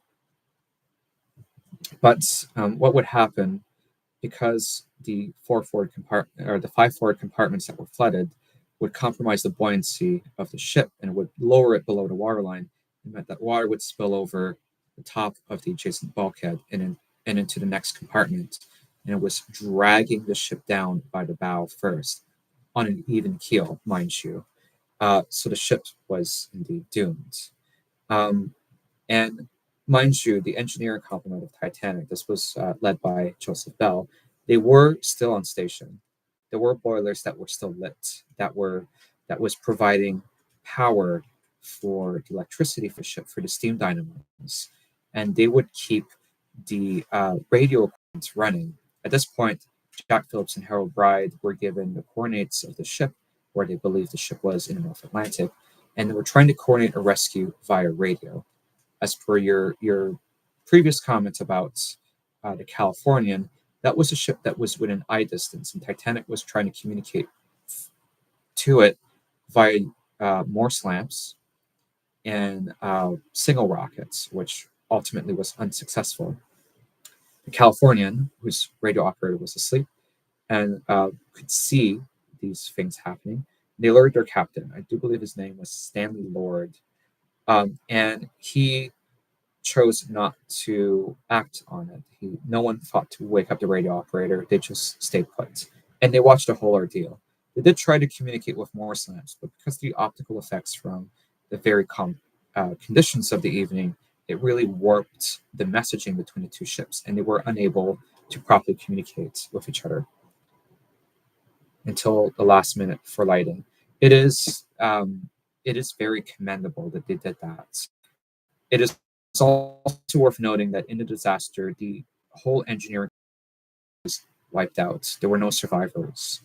And they truly stayed until the last to ensure that the lights stayed on so passengers would not be lost, and that the radio equipment could keep running. So they were indeed some of the heroes of that evening. And of course, there was also the nobility of the ship's band that was led by Wallace Hartley. And they played music to keep the passengers calm as the ship was being evacuated. They had the wrong color of flares. Um, I think the problem with the flares was more the height. The Californian was confused about the flares. By the way, for people on Instagram, we're responding to a comment from YouTube by Frank. Um, the optical illusions from the evening the calm temperatures meant that it looked like it made it look like the Titanic was closer than it was, but the flares were only being made visible as they descended, so very close to the water. So they weren't sure if they were actual proper signal flares at all. Um, as for the color of them, you may be more knowledgeable about that one than I am. That is probably something I'm not aware of. But I do believe the way they were perceiving it, it was the height that was potentially an issue in communication that evening. Um, but yes, the engineering complement kept the steam dynamos running as long as possible, and but and the ship's officers were evacuating the vessel as best as they could. Um, Again, relating to the well-intact davits, even if the Titanic had more lifeboats, it was very touch and go if they would have been even useful in the evacuation.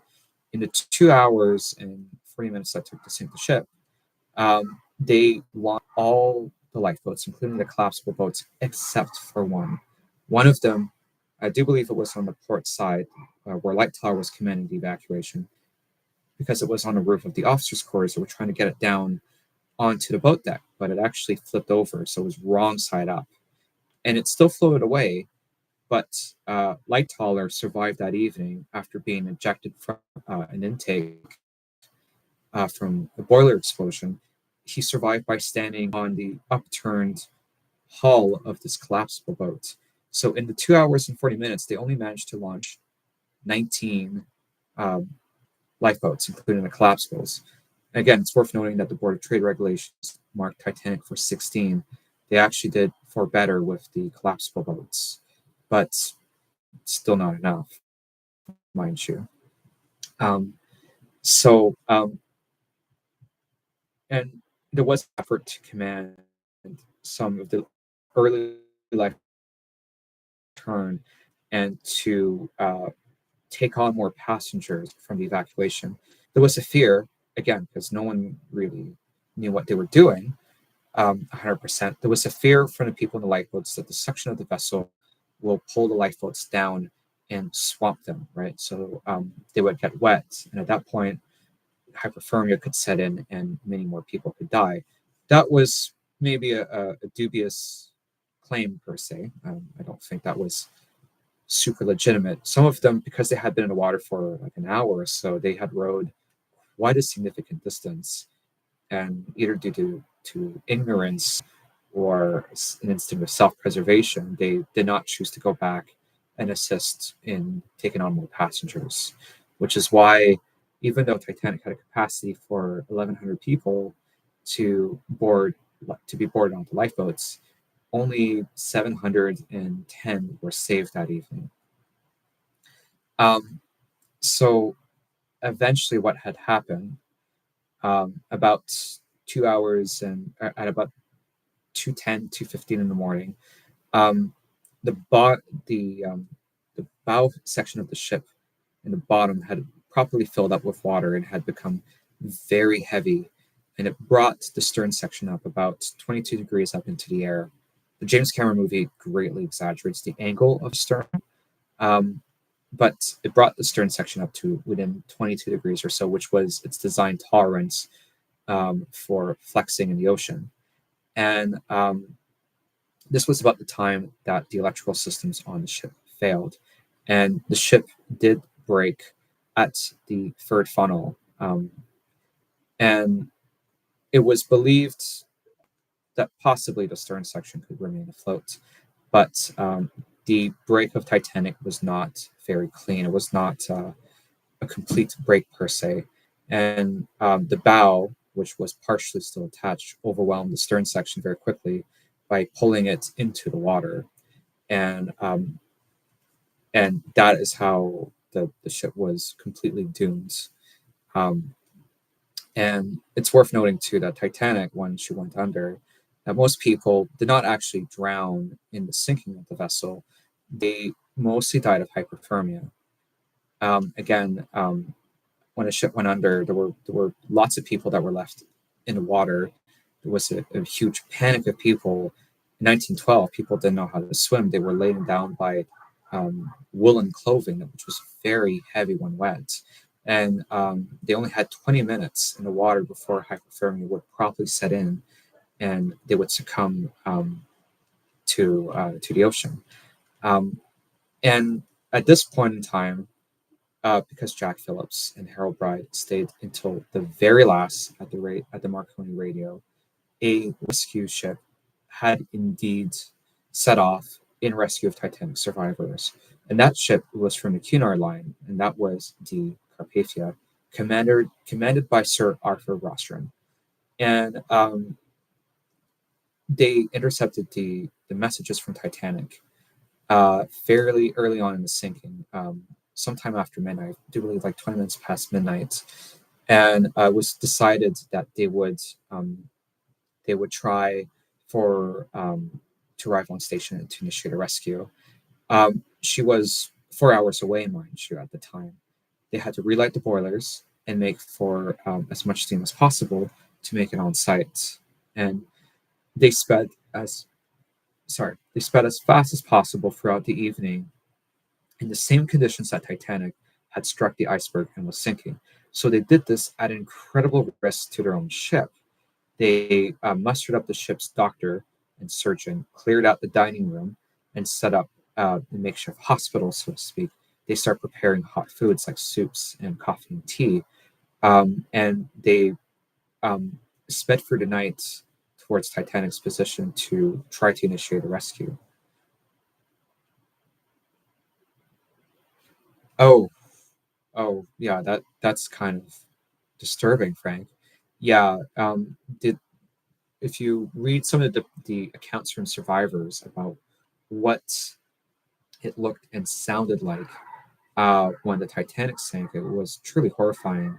One of the noises that was described was as the ship was breaking up, and it was described as a freight train that was just rolling in. That sound at the time for most people that were in the lifeboats, because they didn't see the Titanic, it was dark. They believed the ship sank in one piece.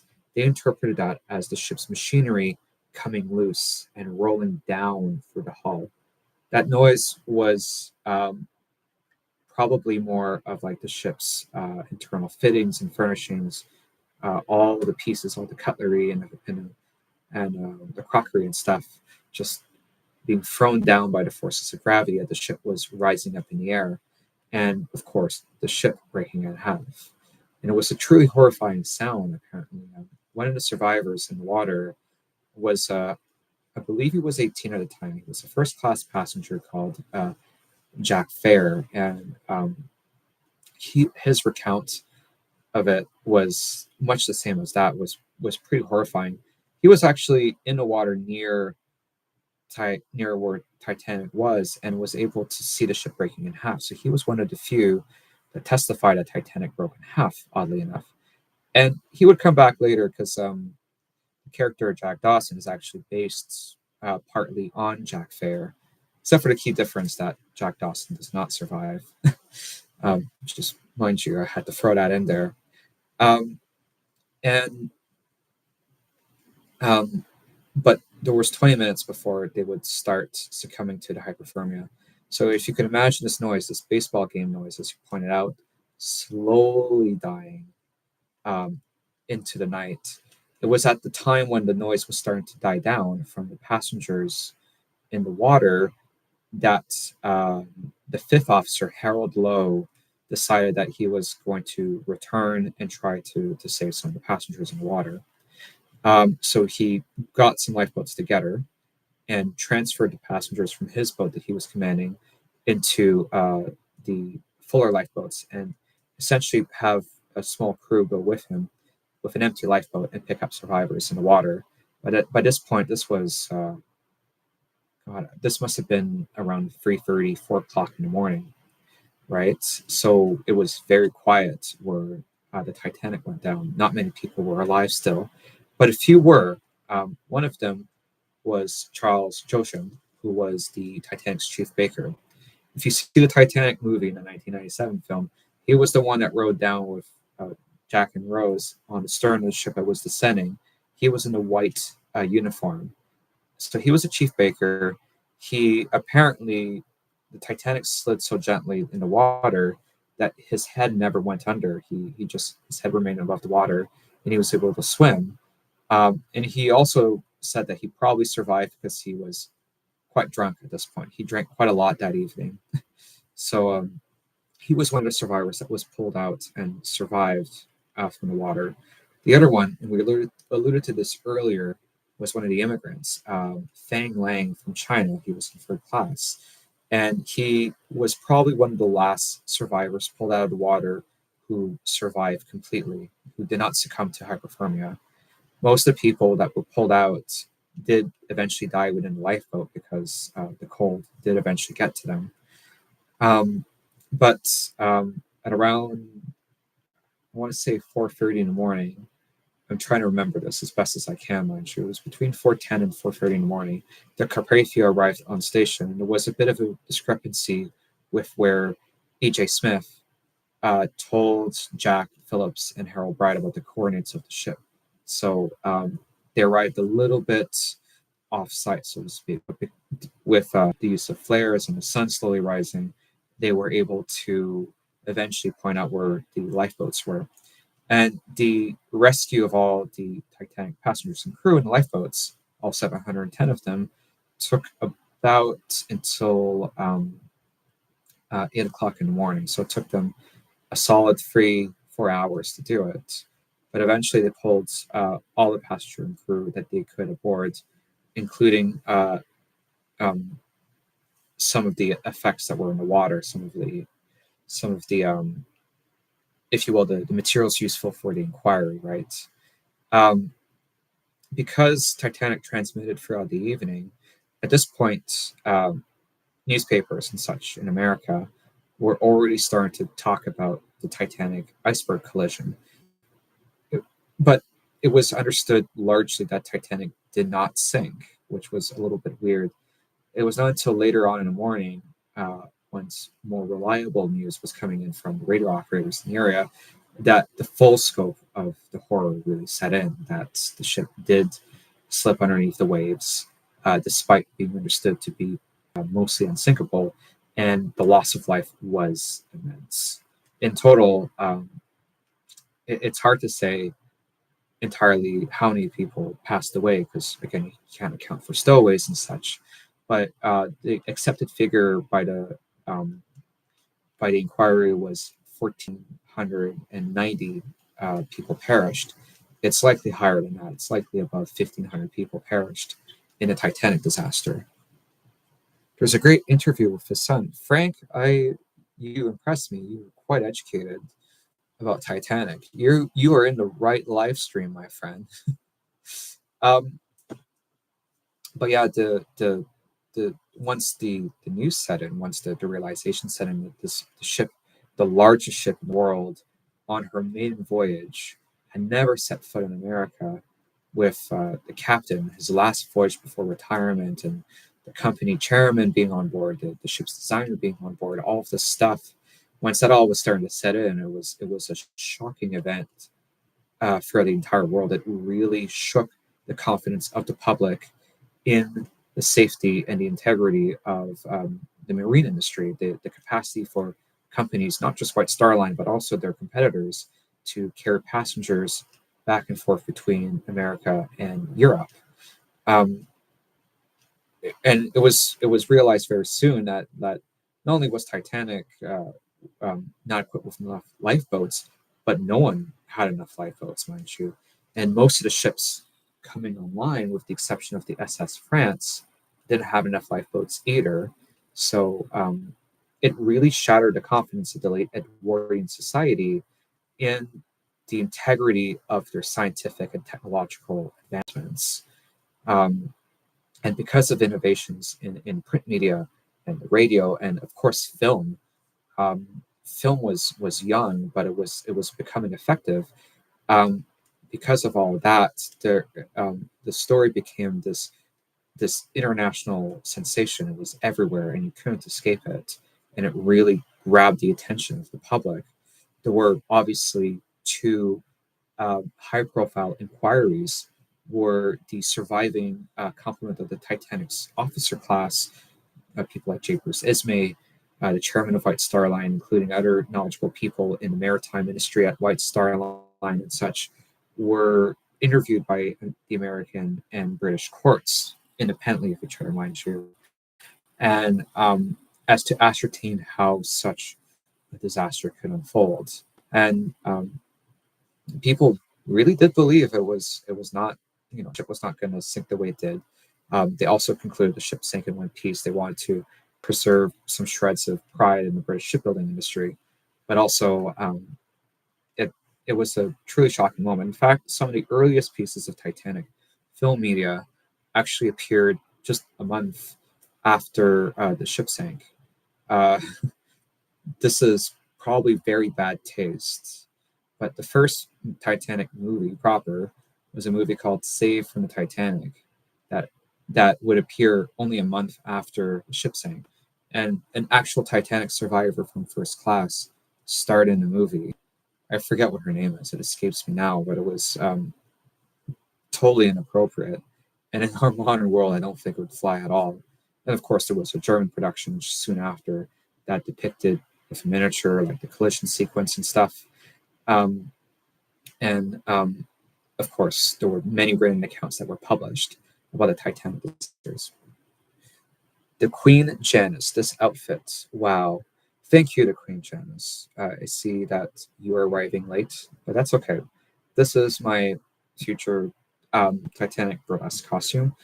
I think you're seeing it at about 70-80% completion.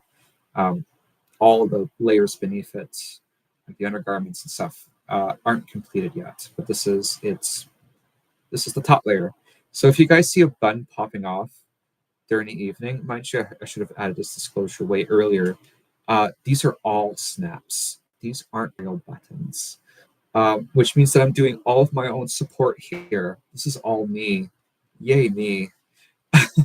But yes, if you see one snapping off, like say up here, it's it's the fault of my generously sized chest, let's say.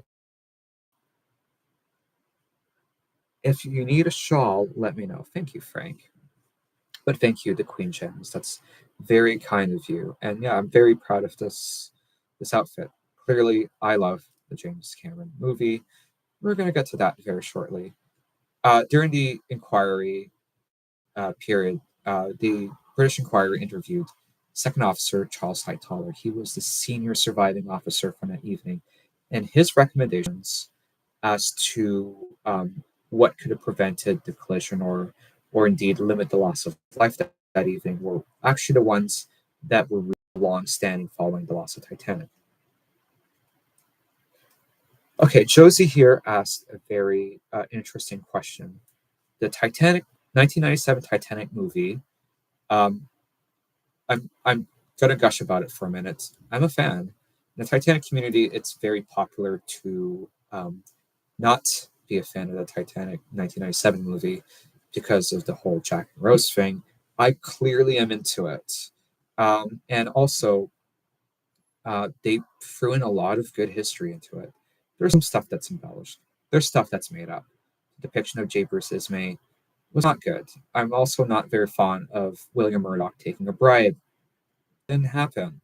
But I would say a solid 70% of what you see is pretty legit of what they believed was true in 1997.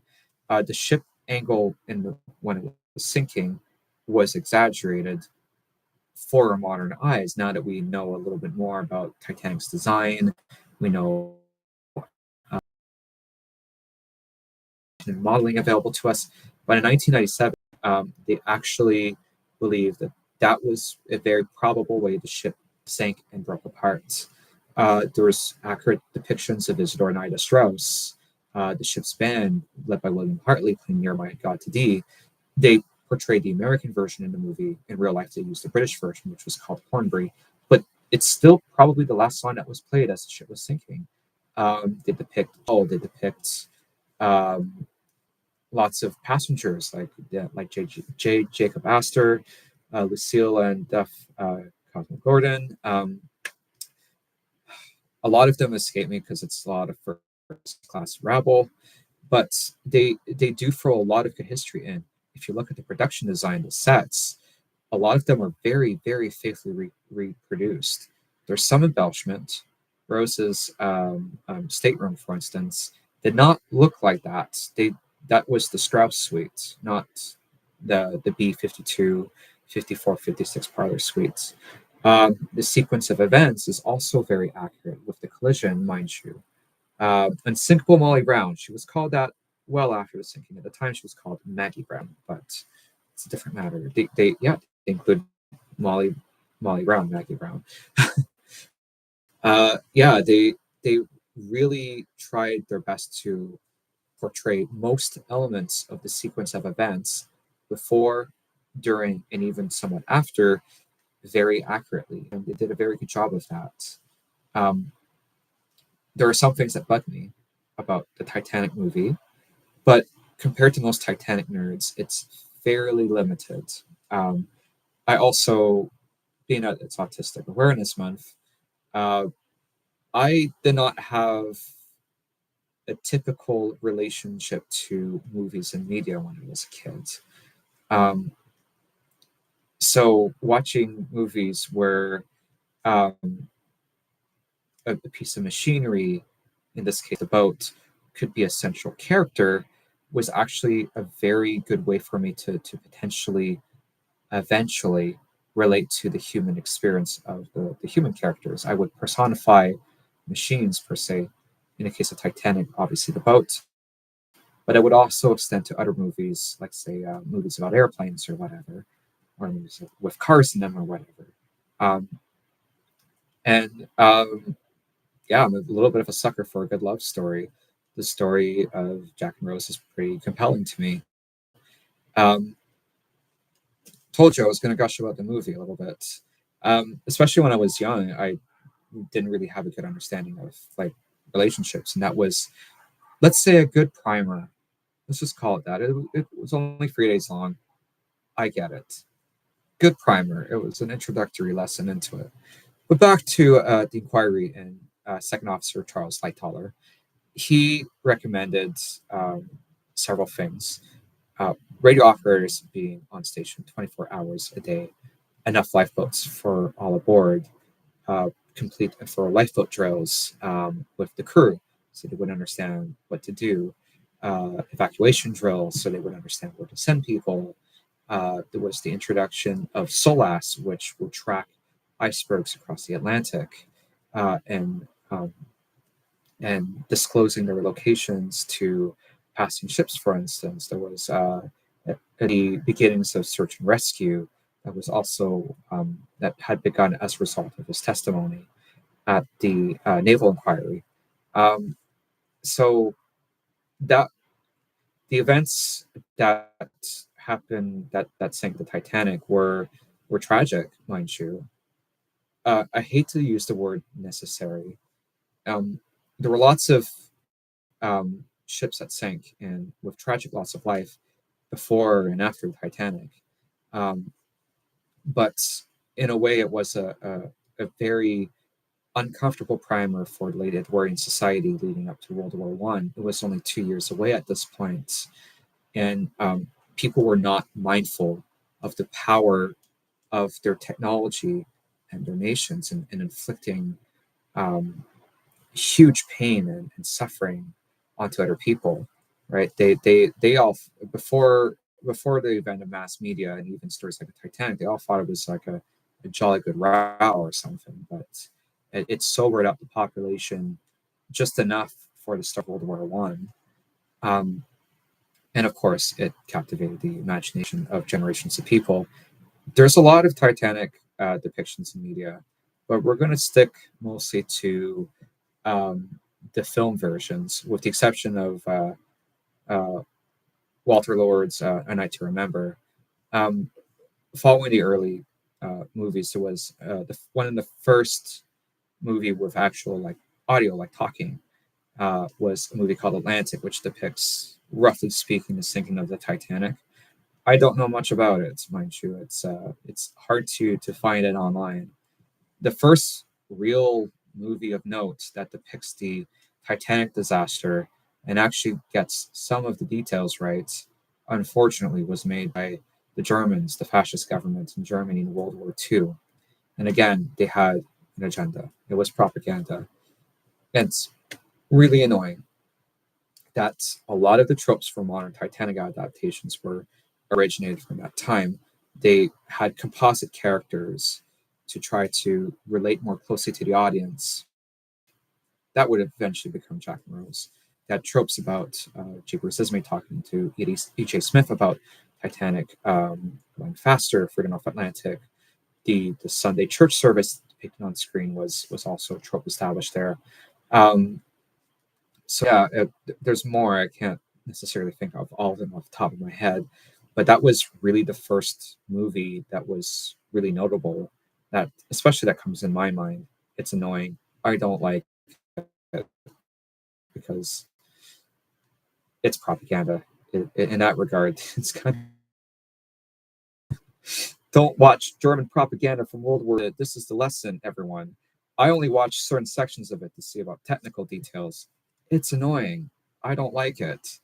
Um, the next major movie on the radar was the 1953 Titanic film, just called Titanic.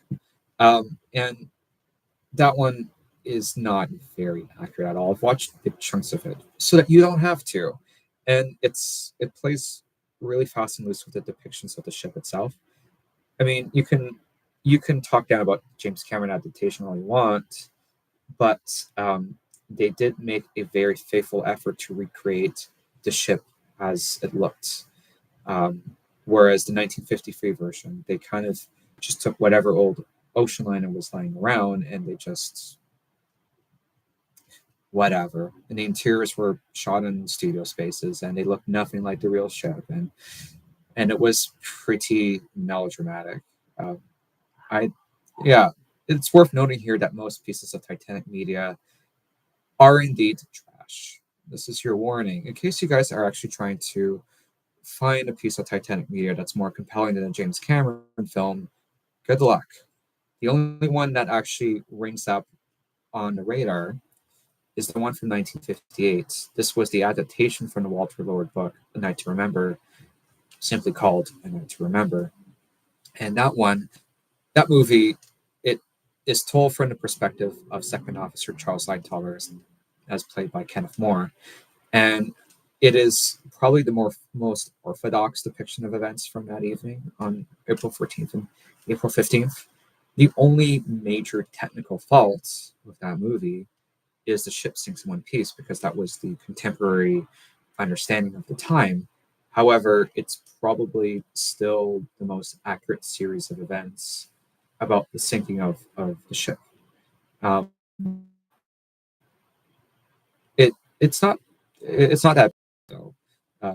There's be mindful that there's the pacing is not going to be um, too is not going to be to your liking. Um, and then we get into like more of the weird Titanic depictions. You have like the Broadway play, like The Unsinkable Molly Brown. You have SOS Titanic, which was I think a TV movie in 1976. David Warner played in that. He also plays Lovejoy in a 1997 film. So he was a real OG Titanic actor, you could say. And then, of course, the most ludicrous one was a 1980 movie, Raise the Titanic. That one I've actually watched a substantial portion of it, and it is also trash. It is garbage. It is, and again, at the time they believed the ship sank in one piece. So when they raised the Titanic, they actually show it as being intact, incorrect. But mind you, this is where we get to the next bit of story where the wreck is rediscovered on the 1st of September 1985 by Dr. Robert Ballard. And this is where, following the discovery of the wreck, um, the public interest in Titanic spiked afterwards. There was a bit of a lull after some failures, like Race Titanic, for instance. That was, I think, the most expensive movie in the world at that point. This is going to be a recurring theme. Just bear witness to that. Recurring theme. Titanic movies tend to be the most expensive movies in the world. The most expensive German film produced up to that point in history. There's something about Titanic adaptations that cost a lot of money. Shockingly, being that the ship was the largest ship in the world in 1912, amongst utter tomfoolery, you can say. Yeah, it's quite a lot. Um, so the ship was discovered in kind of an unusual series of circumstances. Dr. Robert Ballard was actually contracted by the American government not to look for Titanic at all, actually. He was supposed to find American submarines that had sunk roughly near where the Titanic sunk. And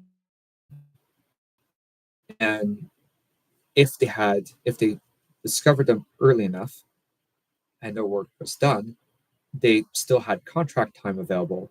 They could try and look for the wreck of Titanic. They had, I think, a few weeks of doing so, and I think they were coming up to the end where they actually got the first images of Titanic since 1912.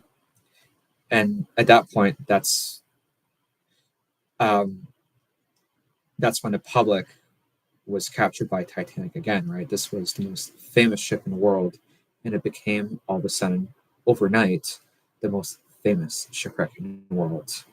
And some of the adaptations of Titanic following that, particularly on TV, were not particularly good. There's one that I remember seeing, I forget what the name of it is, but it was a company that believed they owned the salvage rights to Titanic, actually brought up a lot of Titanic, artifacts, and and they showed it off on TV, and it was very contentious. It was not very good, and I don't. It's a shame I don't know the name of it. I've only seen it in parts once, and it was terrible.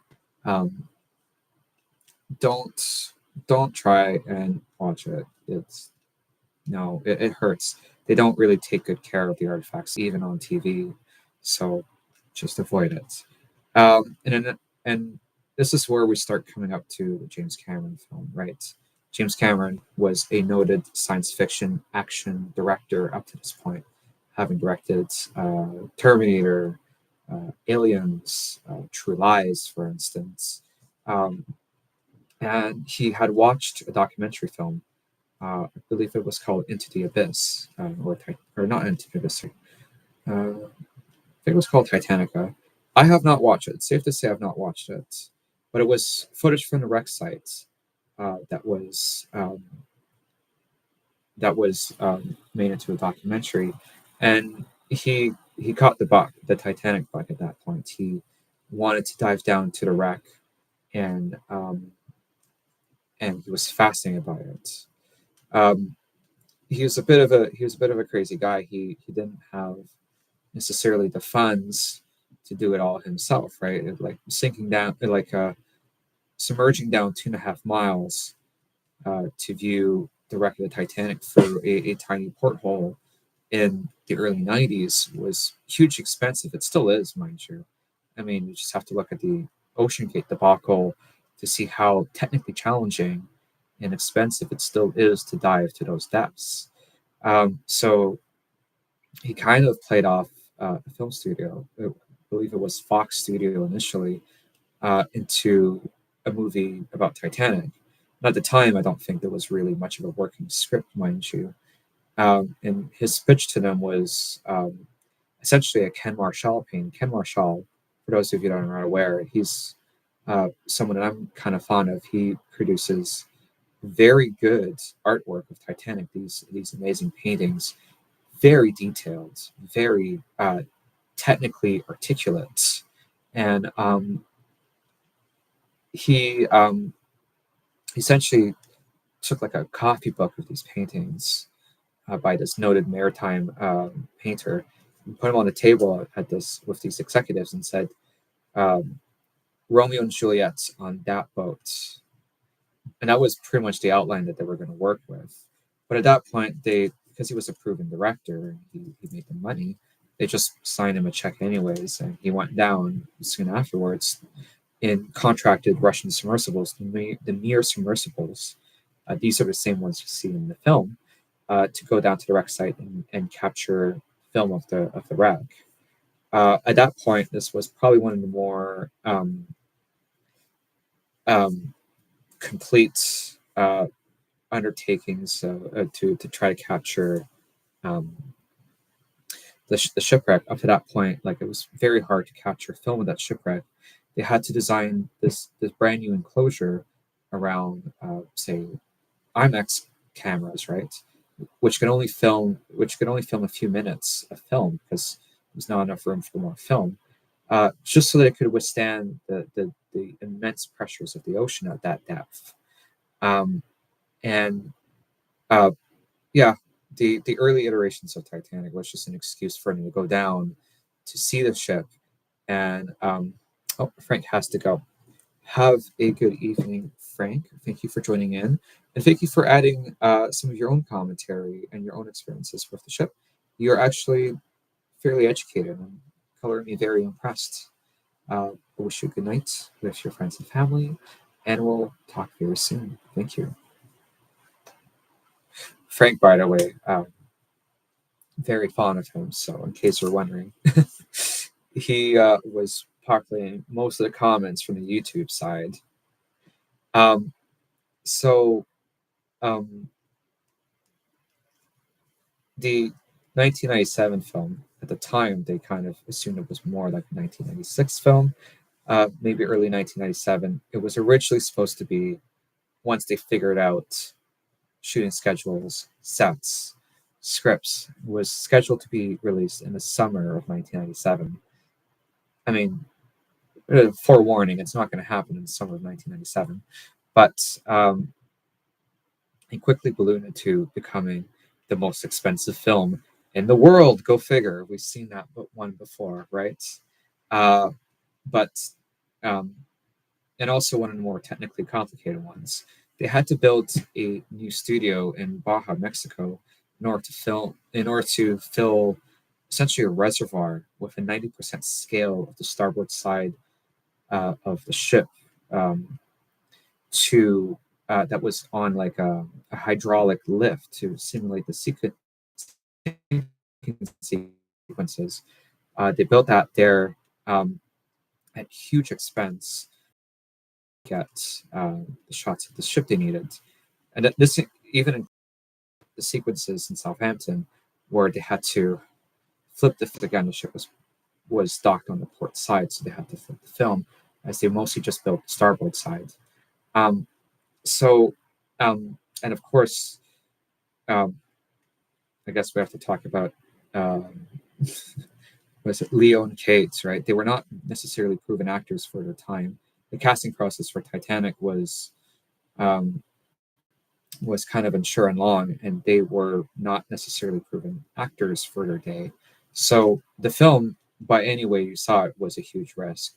There was this negative connotation in the media too, that pieces of Titanic media were boondoggles. They were going to lose money. As good as the 1958 film A Night to Remember was, it didn't really make good money. Oldest woman Leo ever dated. I don't know. I don't really know much about Leonardo DiCaprio, if I'm honest. I probably know a little bit more about Kate Winslet because she was a very watching Titanic as a kid. I watched it for the boat, mind you, because I was 7. But watching it again when I was 11 or 12, yeah, I kind of realized I was into women by watching that film. So I had, yeah, I owe Kate Winslet that. Famous for dating very young women. Lol. Okay, well, I'll take your word for it. I've heard that as a bit of a meme, a bit of a cringy meme from Leonardo DiCaprio. But yeah, God. But yes, even good films like A Night to Remember did not make a huge amount of money. The 1943 German adaptation, because it was shot in the middle of World War II, was not even shown in Germany. It was shown in German occupied territories to try to, spread the German propaganda message. But because it was not shown in Germany proper and it was a German language film, you can imagine how much money it made. The 1953 film was also not hugely impressive in terms of money. Whereas the Titanic in 1980 also lost money. It was seen as a massive risk by the media, tabloids, film executives as well. And of course, the ballooning costs made a lot of people very nervous with this unproven cast and with this wild premise, per se. She may have been the most famous ship in shipwreck in the world, but didn't mean that Titanic as a movie was going to work. And a lot of people were placing their bets that it probably wasn't. And so much so that a lot of the news coming from production of Titanic was not very good. They had to get a second studio to come in with finances to save the production of the film. This would have been Paramount, if my timing is right. So um, Paramount came in and rescued the project, but James Cameron famously had to forego his salary. He had, I do believe, he had to retain options for ticket sales, mind you, but eventually you know, it ballooned into a production that would cost $200 million. Not to mention, Kevin Costner, not far away, would produce a movie kind of similar in a big water tank, ships on the ocean, whatever, called Waterworld, which was also hugely expensive and complicated, which also became a bust, right? So that was obviously a lightning rod for criticism at the time. Um, and it, it really wasn't a surefire thing that the movie was going to work at all. Again, it's much like a movie like Star Wars Episode 4. It was a movie that was saved in the editing. Uh, some of the original ideas from the movie that did not make it through did not work. If you guys have seen the alternate ending to Titanic, you can attest to that. It is pretty awful. Um, and the original release date for the movie had to be pushed back. Loved Waterworld. Really, you liked it? I was fairly indifferent about it. Maybe it's worth a rewatch. Maybe you and I could watch it again. Um, but they initially wanted to release in the summer of 1997. It would have been a very lucrative time for the film to make back some of its money, but the production was pushed back. At this point, it was pretty much done filming. They had to shoot reshoots. Yeah, this is one of those movies that had extensive reshoots. Some parts just didn't work at all, like a Mad Max style. Yeah, I kind of remember that vaguely. Um, and and the effects. I mentioned earlier how Titanic, the film, had a very pioneering combination of practical effects. You had miniature works, like scale models of the ship per se, as well as digital effects, and they were used in combination to produce a result for 1997, mind you, that was exceedingly convincing. It mostly holds up nowadays. I will admit that I've watched it just a few days ago with someone, and it still looks really convincing in most ways. You look stunning. Thank you, Park Sejay. This is about 70% completion of my Titanic costume for my upcoming burlesque number. I say 70%. The undergarments aren't here yet. There's no rhinestoning that happened to any of the pieces below. Um, what else? I'm missing like stockings and stuff too. And of course, the choreo, I'm probably about halfway, 60% through my choreo development with my lovely choreographer, Violet Delatees. Shout out to Violet Delatees. She's a real trooper. And Trinity King made most of what you see here. The hat, no, the hat came from Italy, mind you. But yeah, I'm going to show off the costume just a little bit. I'm Yeah, we're going to take a bit of a tangent towards the costume. This is a replica costume from the movie Titanic. I got to ride in your boat this time last year. Yes, actually, Park Sejay here produced a show last year, this time last year, to raise money for a cheerleading group in. I'm not going to see. Look, I'm wearing the gloves now.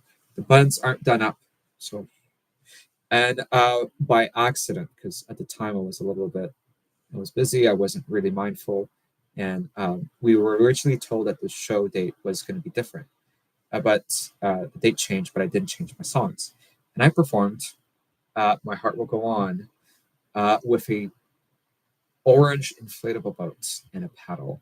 And we realized as we were inflating the boat that it was the anniversary of the sinking, 111 years back a year ago, and it was it was hilarious. We milked that for all it was worth. It was hilarious. Uh, but but now we have a little bit of an evolution. Let's say this is um, a a more tasteful depiction of Titanic. I say that because my number is going to be me taking my clothes off. Um, thank you, Park Sejay. I hope to perform a new Titanic number at some point in the future. It's not going to be My Heart Will Go On. Fair warning. Spoilers. It's not going to be My Heart Will Go On. It's going to be a different song. I will not disclose it, mind you, but it will be a different song. And I won't be lip syncing it. I will be taking my clothes off to it rather seductively, as per one of the tropes from the movie, the 1997 film. So, yeah. Uh, but yeah, they back to the 1997 film. Sorry for the awkward tangent. Back to the 1997 film. They did push back the release date to complete especially the digital effects, to initiate and complete reshoots, to work for the editing problems, and to punch out the final working version of the film. This is also the time when they included the song "My Heart Will Go On." They wrote it and recorded it in time that they pushed back from the summer to December 1997. The film debuted before the Christmas season, December 1997. And we were talking a lot about this movie and earlier about the ship because both events are firmly and separately very firm uh, moments that capture the public imagination, even though they're about the same thing. Like Titanic was a ship and Titanic was a movie. They were both seminal moments in our society's understanding uh, of the human experience. Let's say. Oh my God! Yeah, draw me like one of your French girls. A seminal moment in understanding the human experience. But here we are. I'm a French girl, and guys, in case you guys don't know, it's why I've not made any attempt to wear blue eye contacts. I am very proud French girl, and if anything, Kate Winslet wants to look like me, not the other way around. Just kidding. But yeah, the success of the movie was really caught people off guard because they were initially budgeting to easily lose $100 million with the film, and there was just no guarantee it was going to be any good. It was really saved at the last minute, and the rest is history, as they say. For word of mouth, it slowly crept up and became the highest-grossing film of all time, and it stayed in theaters for an exceedingly long period of time. It stayed number one at the box office for, I do believe, 8 weeks in the States, which is an exceedingly long period of time. And the first movie to surpass $1 billion at the box office, right? So, much like the ship sinking in 1912, the movie, being released in 1997, a full 85 years after the tragedy, was also a major moment in, let's say, our culture as a civilization. And it's so big, in fact, much like the original ship sinking, that the movie would go on to inspire future depictions of a tragedy. I think in full movie form, I think people were kind of done depicting the Titanic disaster, as it was, it's kind of hard to top it. But then you get into the real wild Titanic depictions. You get, oh, we're going to have to talk about this one. Oh, I don't want to. Oh, we're going to have to talk about the animated Titanic stuff. Oh, God. I'm sorry. I've actually watched this one as a kid. I've watched this one as a kid. I think it was 2000. It was in 2000. Uh, there was a there were there was a Titanic movie that was animated, and it was garbage. It was garbage, and it was clearly inspired in part by the James Cameron movie. It was centered around a young couple, and it was terrible. If you've seen memes online about the rapping dog, it's that. It is that. It's the rapping dog on Titanic, and it's awful. It's terrible. You guys just, yeah. Futurama spoofed it. Yes. Go figure. They should have. See, that's what I mean by like our modern understanding of the Titanic disaster now, in a weird twist, is largely influenced by the James Cameron film, because that movie obviously took cues from it. Uh, oh God, it was like a fever dream. It was like an acid trip. I don't even remember the plot. It was so wild and batty. I can't. I can't. My reaction should be sufficient for describing to you guys what this film was. But they made two of them. I can't really begin to ask what the second one was. I don't think I've seen it. Actually, no, I've seen a part of it, the beginning of it, and I firmly shut it down very early. I was like, screw this, I can't. But it gets wild because if my research is correct, there's no with telling this for sure, mind you. It was financed by an Italian production company, and they hired uh, a Korean animation house to animate the movie. And I forget what the name of this Korean animation house is, but they're kind of infamous in the animation world for coming in at the 11th hour and helping with troubled animated productions from, say, Japan and South Korea and in America. But these guys did it like 100%. They did all of it. And the budget was low. It was awful garbage. The dog raps in it. There's an that holds the ship together. There's dolphins that talk. I don't like it, but it's worth telling because like Titanic Titanic depictions following that, or films or things based on Titanic adaptations just get more weird. So you got obviously Titanic 2, which is not a sequel to the James Cameron film. It's time to make a new one, not animated though.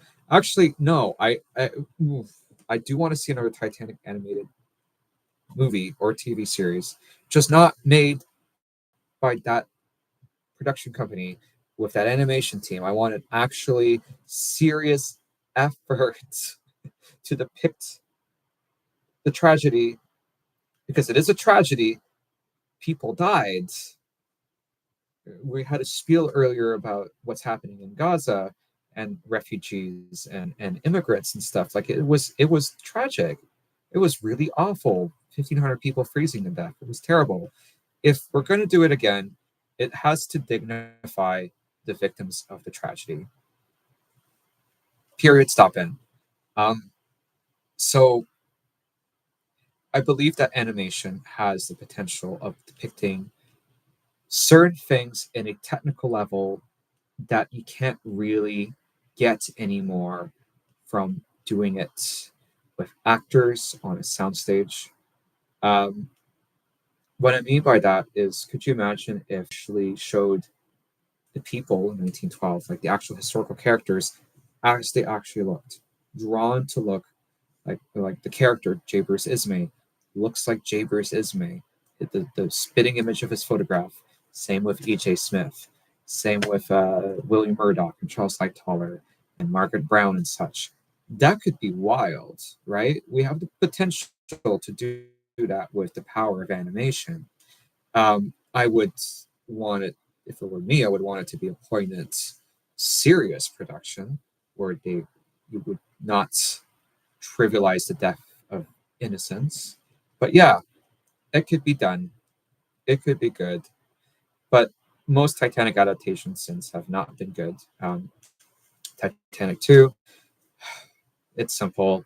It's weird. It's they make a copy of Titanic and it sails on a maiden voyage and same route as the original ship, and it gets struck by a rogue wave and it's awful.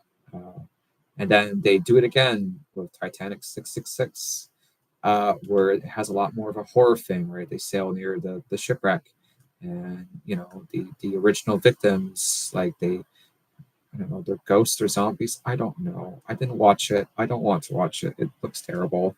And most recently, I think people are okay with I think it was a 2012 miniseries.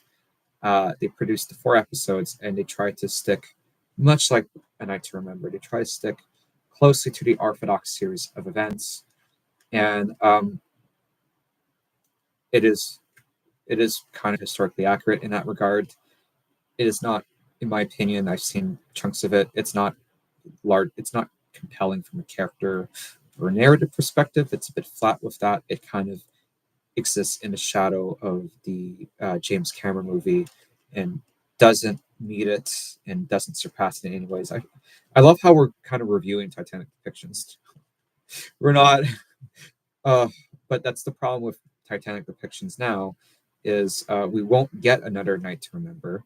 We won't get another 1997 film. We won't even get A Race of Titanic again.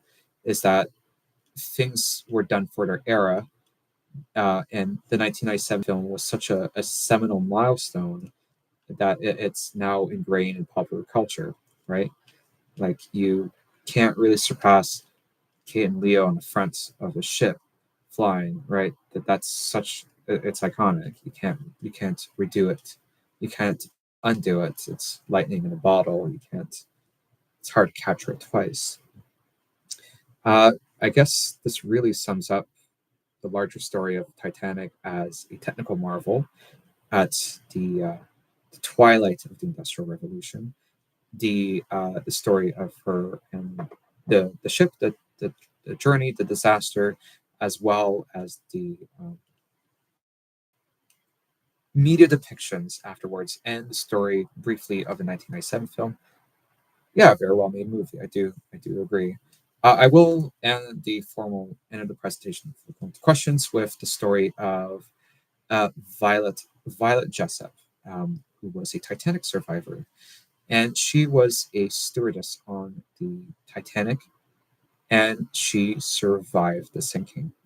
Now, talk about rolling the dice, because at that point, this was um, her second folly with the Olympic class ocean liners, because that year prior, September 20th, 1911, she was on board the HMS Hawk when she survived her collision with that Royal Navy ship. Right, so she was 2 for 2 at this point. She had survived both disasters, let's say, but she was not done. Uh, November November 17th, 1916, do you believe? Yeah, that's when Britannic sank. Guess what? She was on board that too. She was a nurse in World War One. Britannic was a hospital ship. She was on board.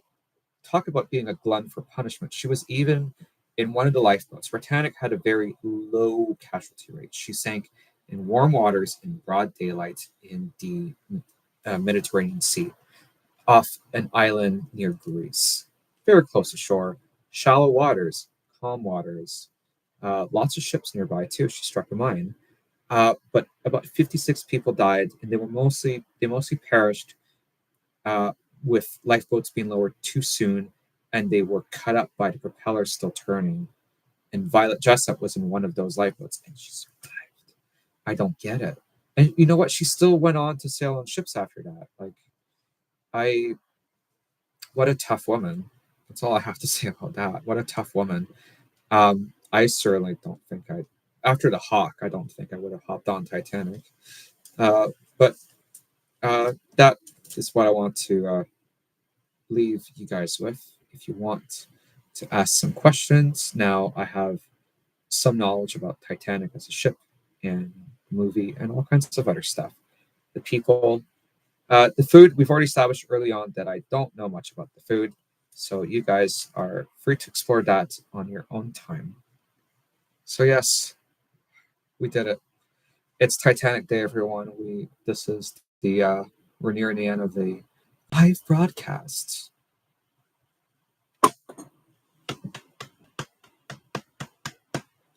And I'd like to thank you guys for joining me on this incredible journey.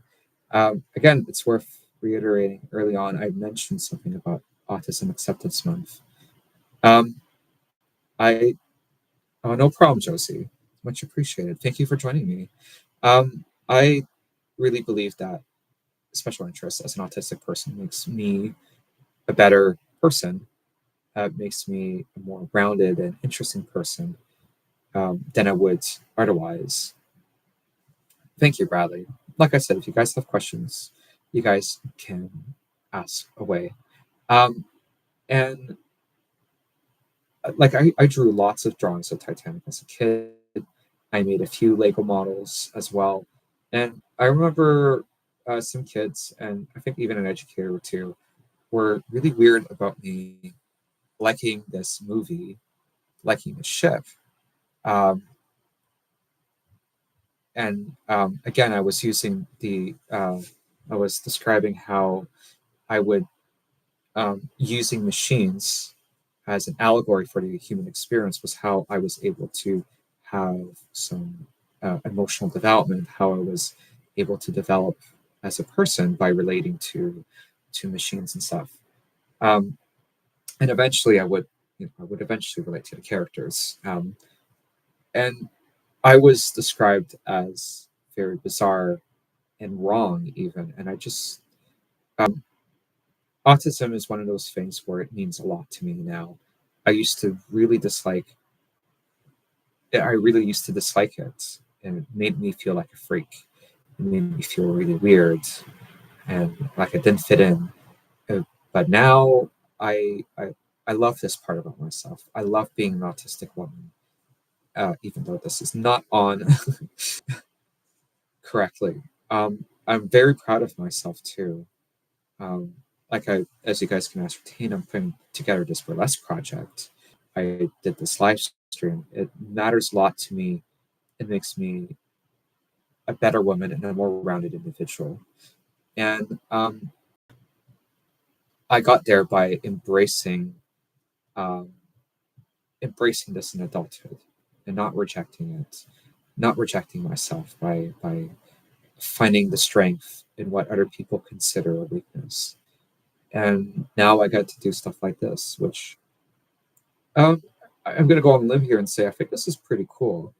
How many people do you know in life say that they have the costume Rose from Titanic and it has snaps and they could like tear it off very dramatically on stage and they do it to a burlesque number in front of a lot of people. I think that's really cool that I've made it here.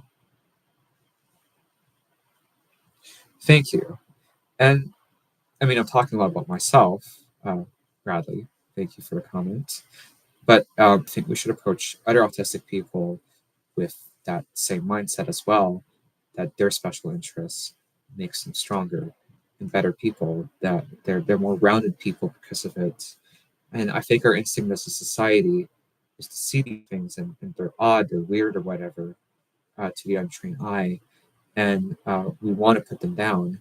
I think that is wrong. I think autism is one of those things that we can't cure. We shouldn't cure it, and I and at this point, if there was one, I don't think I'd take it. I love this about myself now, and we should approach other individuals with autism with the same thing. The biggest challenge with individuals with autism is that there's a lack of awareness from the greater population, which means that they're not really well integrated. So, for example, I was describing how I was bullied for liking this film when I was 7, 8, and 9 years old, right? I felt a lot of shame and embarrassment for liking this thing.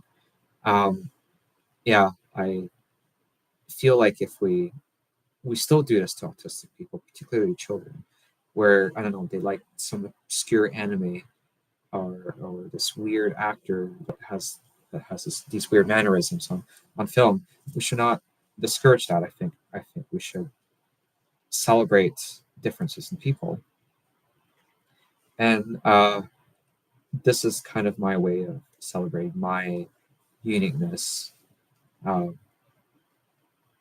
uh, yeah, I'm very excited to be performing this number because I feel like, particularly because of the detail, particularly because it's weird and niche, and it's not my heart will go on. It's not my heart will go on. Uh, it has a lot of references and stuff that I think it's only me that could do it, and that makes me very proud. That makes me very happy.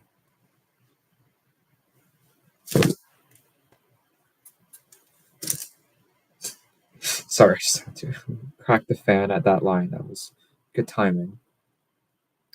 So yes, we're going to wrap up the live stream. Does anyone have any questions about the boat, the film? With EA attention for autistic children? Yes, Riley Abdogrove, you're correct. You're getting at an issue of funding for our education system. I mean, there's something to be said about educating the public about autism, making them more aware and accepting of it. But there's also a problem with educating autistic people at the school level, and a lot of times the approach is to try to get rid of these elements that people would consider antisocial and replace them with academic stuff. And I just there's a problem with our approach to education, and I think a lot of that is lack of funding. You get people with no specialization, and they're expected to do all of them, right? And that's really the problem. It's not a question, but I figure I would add some commentary. But yeah, who has some questions? Who has some questions?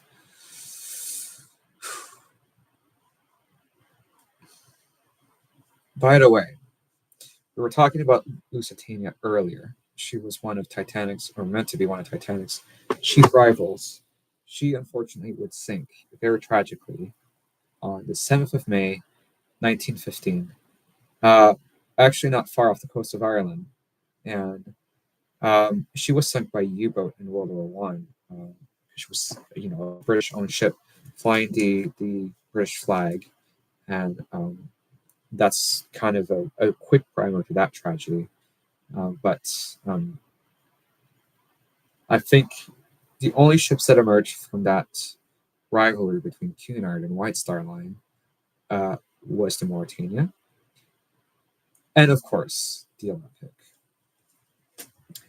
I'm going to go on a little bit of a hike here and say, for those of you that think that Titanic is my favorite, good guess. It's not my favorite.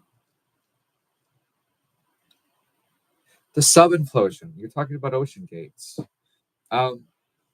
I'm kind of an orthodox person when it comes to making deep sea dives. I do have a fear of water.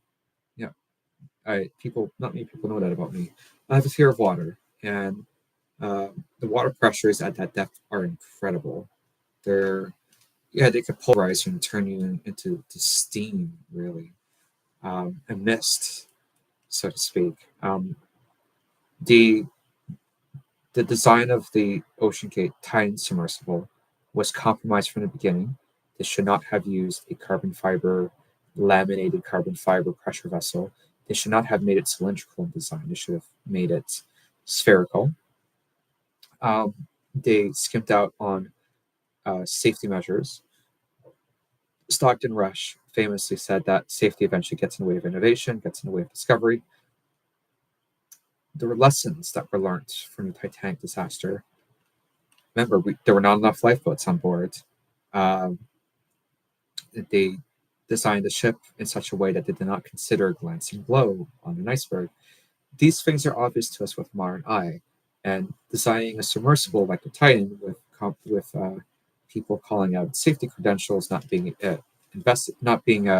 properly certified, the cylindrical pressure vessel that's made of carbon fiber, a lot of red flags, right? And it's a shame. The tragedy of the Titanic was that it showed us what happens when things go really wrong. Titanic, the sinking of the ship, was a lot of perfect coincidences working against the ship and combining to doom 1,500 people to die. And we could have learned. And in this situation, many people chose not to. They refused to even.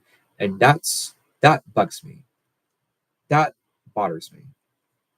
Yeah, a little bit of an opinion piece there, but I think that people ought to do better. So that's that. You went in really for a rough one right out of the gate. But as I was saying, Olympic is my favorite. I'm a good Canadian girl. Titanic, if you go to Halifax, Titanic produced a lot of headstones in the cemetery there. Actually, a lot of them were paid by J. Bruce Ismay. People like to portray him as a villain. He was very good to the Titanic, like the families of the victims after. He paid them quite a lot of money, right? He felt incredibly guilty. He paid for the headstones for the victims, right? So he paid for them to get buried in Halifax, right? So Titanic produced that for the Canadian people, a lot of headstones in Halifax. The Olympic, however, is much more integral to the story of Canada as a nation, because in World War One, she was chartered by the Canadian government to. Oh, Lynn's here. Oh, you can't show Moon on camera, mind you, because she is below camera. But oh, hi, Moon. But Olympic was chartered by the Canadian government to carry soldiers from Canada over to Europe to fight World War One, and of no fault of her own, right? These soldiers, many of them would die in World War One. However, not by her own hand. She performed exemplary. No one died on Olympic. People died because of Olympic. That's the U-boat sinking incident. I shouldn't say an incident. That was not on purpose. She overachieved in every way possible. And when the war was done, she was chartered by the Canadian government again to return those soldiers back home. And that's where she gets her nickname, the Old Reliable, because she was a fixture in Halifax. If you go down to Halifax, there is an Olympic Way, a street named after her. There's a club, like a Legion style club there, that is named the Olympic after the ship, right? I do believe one of the piers may also be named after her as well. So she's a big deal to Canadian history. We don't really talk as much about it as we should because of Titanic, because World War One had other tragic stories to tell, but Olympic was not one of those tragic stories. She carried soldiers to and from the war in pretty much perfect safety. And again, alluding to the U-boat story, she found a U-boat at the surface. She turned to engage this U-boat and rammed it as fast as she could and ripped it open and sunk it. She's the only vessel of her type in World War One to do so. And unlike the Mauritania, which was designed from the onset to be to military specs, to be an auxiliary cruiser, the Olympic, the civilian ship was the one that sunk the U-boat. So I respect the hell out of that. And also, Olympic, much like the Titanic and the Britannic, had a penchant for the dramatic. It just seems to be a staple of the Olympic class, but not in a way where she would sink. She obviously had the hot collision. She was struck by a torpedo World War One and survived. There were rumors of a mine striking a mine that was inert. After World War One, she was one of the most successful ocean liners in the world in the 20s. She struck the Nantucket Lightship in 1933. Yeah, 1933, and split it in half, and it sunk in the North Atlantic. And she survived to the very end when she was scrapped, starting in 1935. Kind of sad though that she was scrapped, but like she had a full life, and she was beautiful, and she had a dramatic story, and yeah, a major part of our Canadian history as well, being even considering that she was a British ship. So yes, that's my favorite, Olympic. Anyone else has any more questions?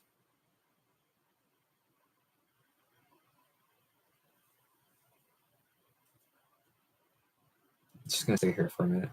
Don't be shy. If you guys want my opinion on Titanic 666, I could try again.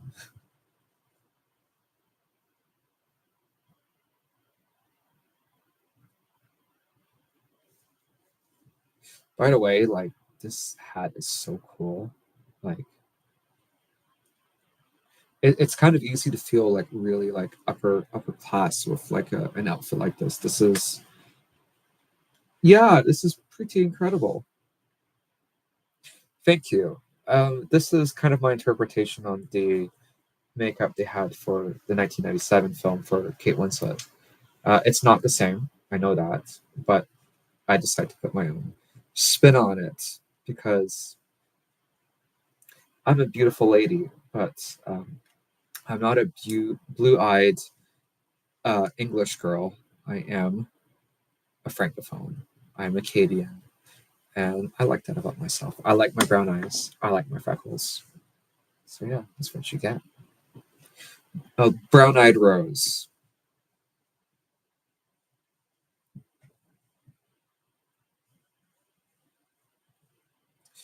Oh, this is okay. We're gonna give you guys another 2 minutes. Comments, questions, concerns. Um, don't be shy. I'm looking at you. I'm actually gonna see who's still in the live. Valkside, thank you for staying until the very end.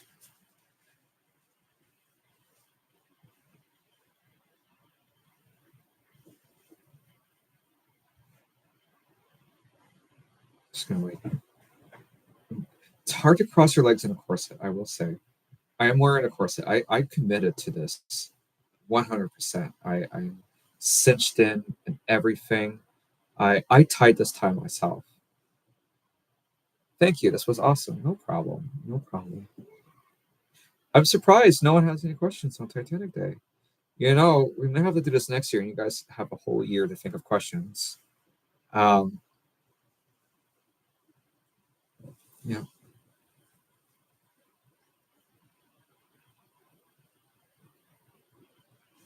there. That was the way.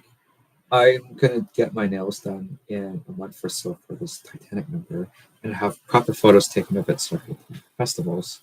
And because I'm a nerd, because I'm a bit of a weirdo, so right now my nails not done. And I was thinking, like the index fingers, this is my left side, this is my right side.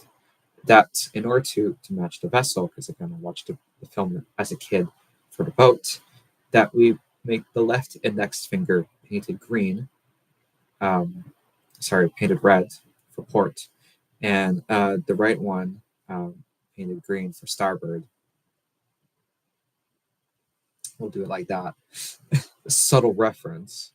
And have you guys noticed that the White Star Line logo is literally a red flag? I wish I had the fan here today. It did not come in on time for this live stream. Um, but the White Star Line logo is a red flag, and people should know. So red flag with a white star on it. And Beauregard, love that. Thank you. This is like really legit. Like, huh, huh. But yeah, this is pretty cool. But we have come to the 3 hour mark, at least on the Instagram side. Um, so I would like to Nova Bliss. It looks great. Thank you, Nova Bliss. We've got a comment over on the YouTube line. What corset am I using? I'm using a corset from um, what's it called? Timely Trends, Lucy Corsettery, I think. Um, they're yeah, Lucy Corsettery, and uh, it's a white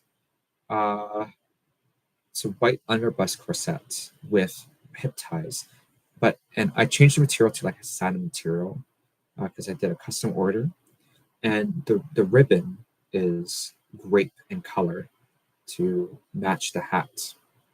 And there's hip ties with also with ribbon, which also has the same grape color ribbon to match the hat. It's attention to detail. Um, but that will be revealed for the number once you do eventually see it, which should, I think it's debuting at May 23rd at Evening of Sin in Ottawa. That will be the soft launch, if you will. The full hardcore hard one will be June 15th at Iron Cabaret at the collapse space here in Ottawa. That's pretty cool, Beauregard. Maybe you should show me show me it in a message. That would be pretty cool. Yeah, actually, I should probably show off a bit more of the skirt too.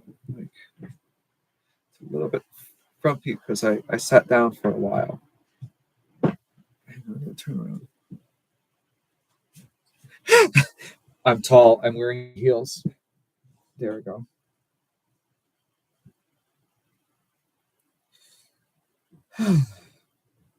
But anyways, I would like to thank all of you for joining me on this lovely Titanic Day live stream.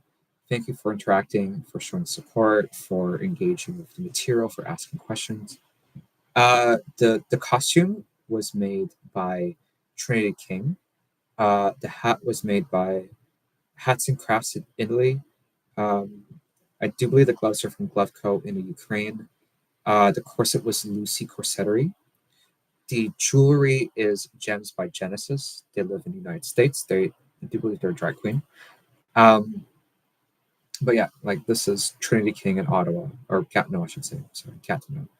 But yes, you rock that outfit. Thank you, Brad DeGrove. That is very kind. But I'm going to bid you all adieu. Thank you, everyone, for joining me tonight and on this very special live broadcast for Titanic Day, the 112th anniversary of the sinking of the most famous shipwreck, and probably one of the most famous stories of all time now, and probably the biggest movie of all time that resulted from that as well. This has been a wild ride, a fun trip. We went over the history, the machinery, the technicals, the operation of the ship, the people, disaster, the depictions of this in media and whatnot. It's been a wild ride, and I'm really thankful that you guys came out tonight and supported this. This means the world to me, and it really warms my heart, especially seeing as this is Autism Acceptance Month, and I'm a proud autistic woman. This really means a lot to me. So with that, I do again bid you adieu. Bonne ma chérie, merci beaucoup. Je te souhaite bonne aussi. They're a little bit of French, French girl stuff. So yes, I'm not going to do my usual spiel because I want this to stay PG for future reference. So I'm not going to do the wear a helmet bit. But this is your reminder to go forward in your own safety, in your own happiness, and in your own light. Wear a helmet. Take care, everyone. Have a good night.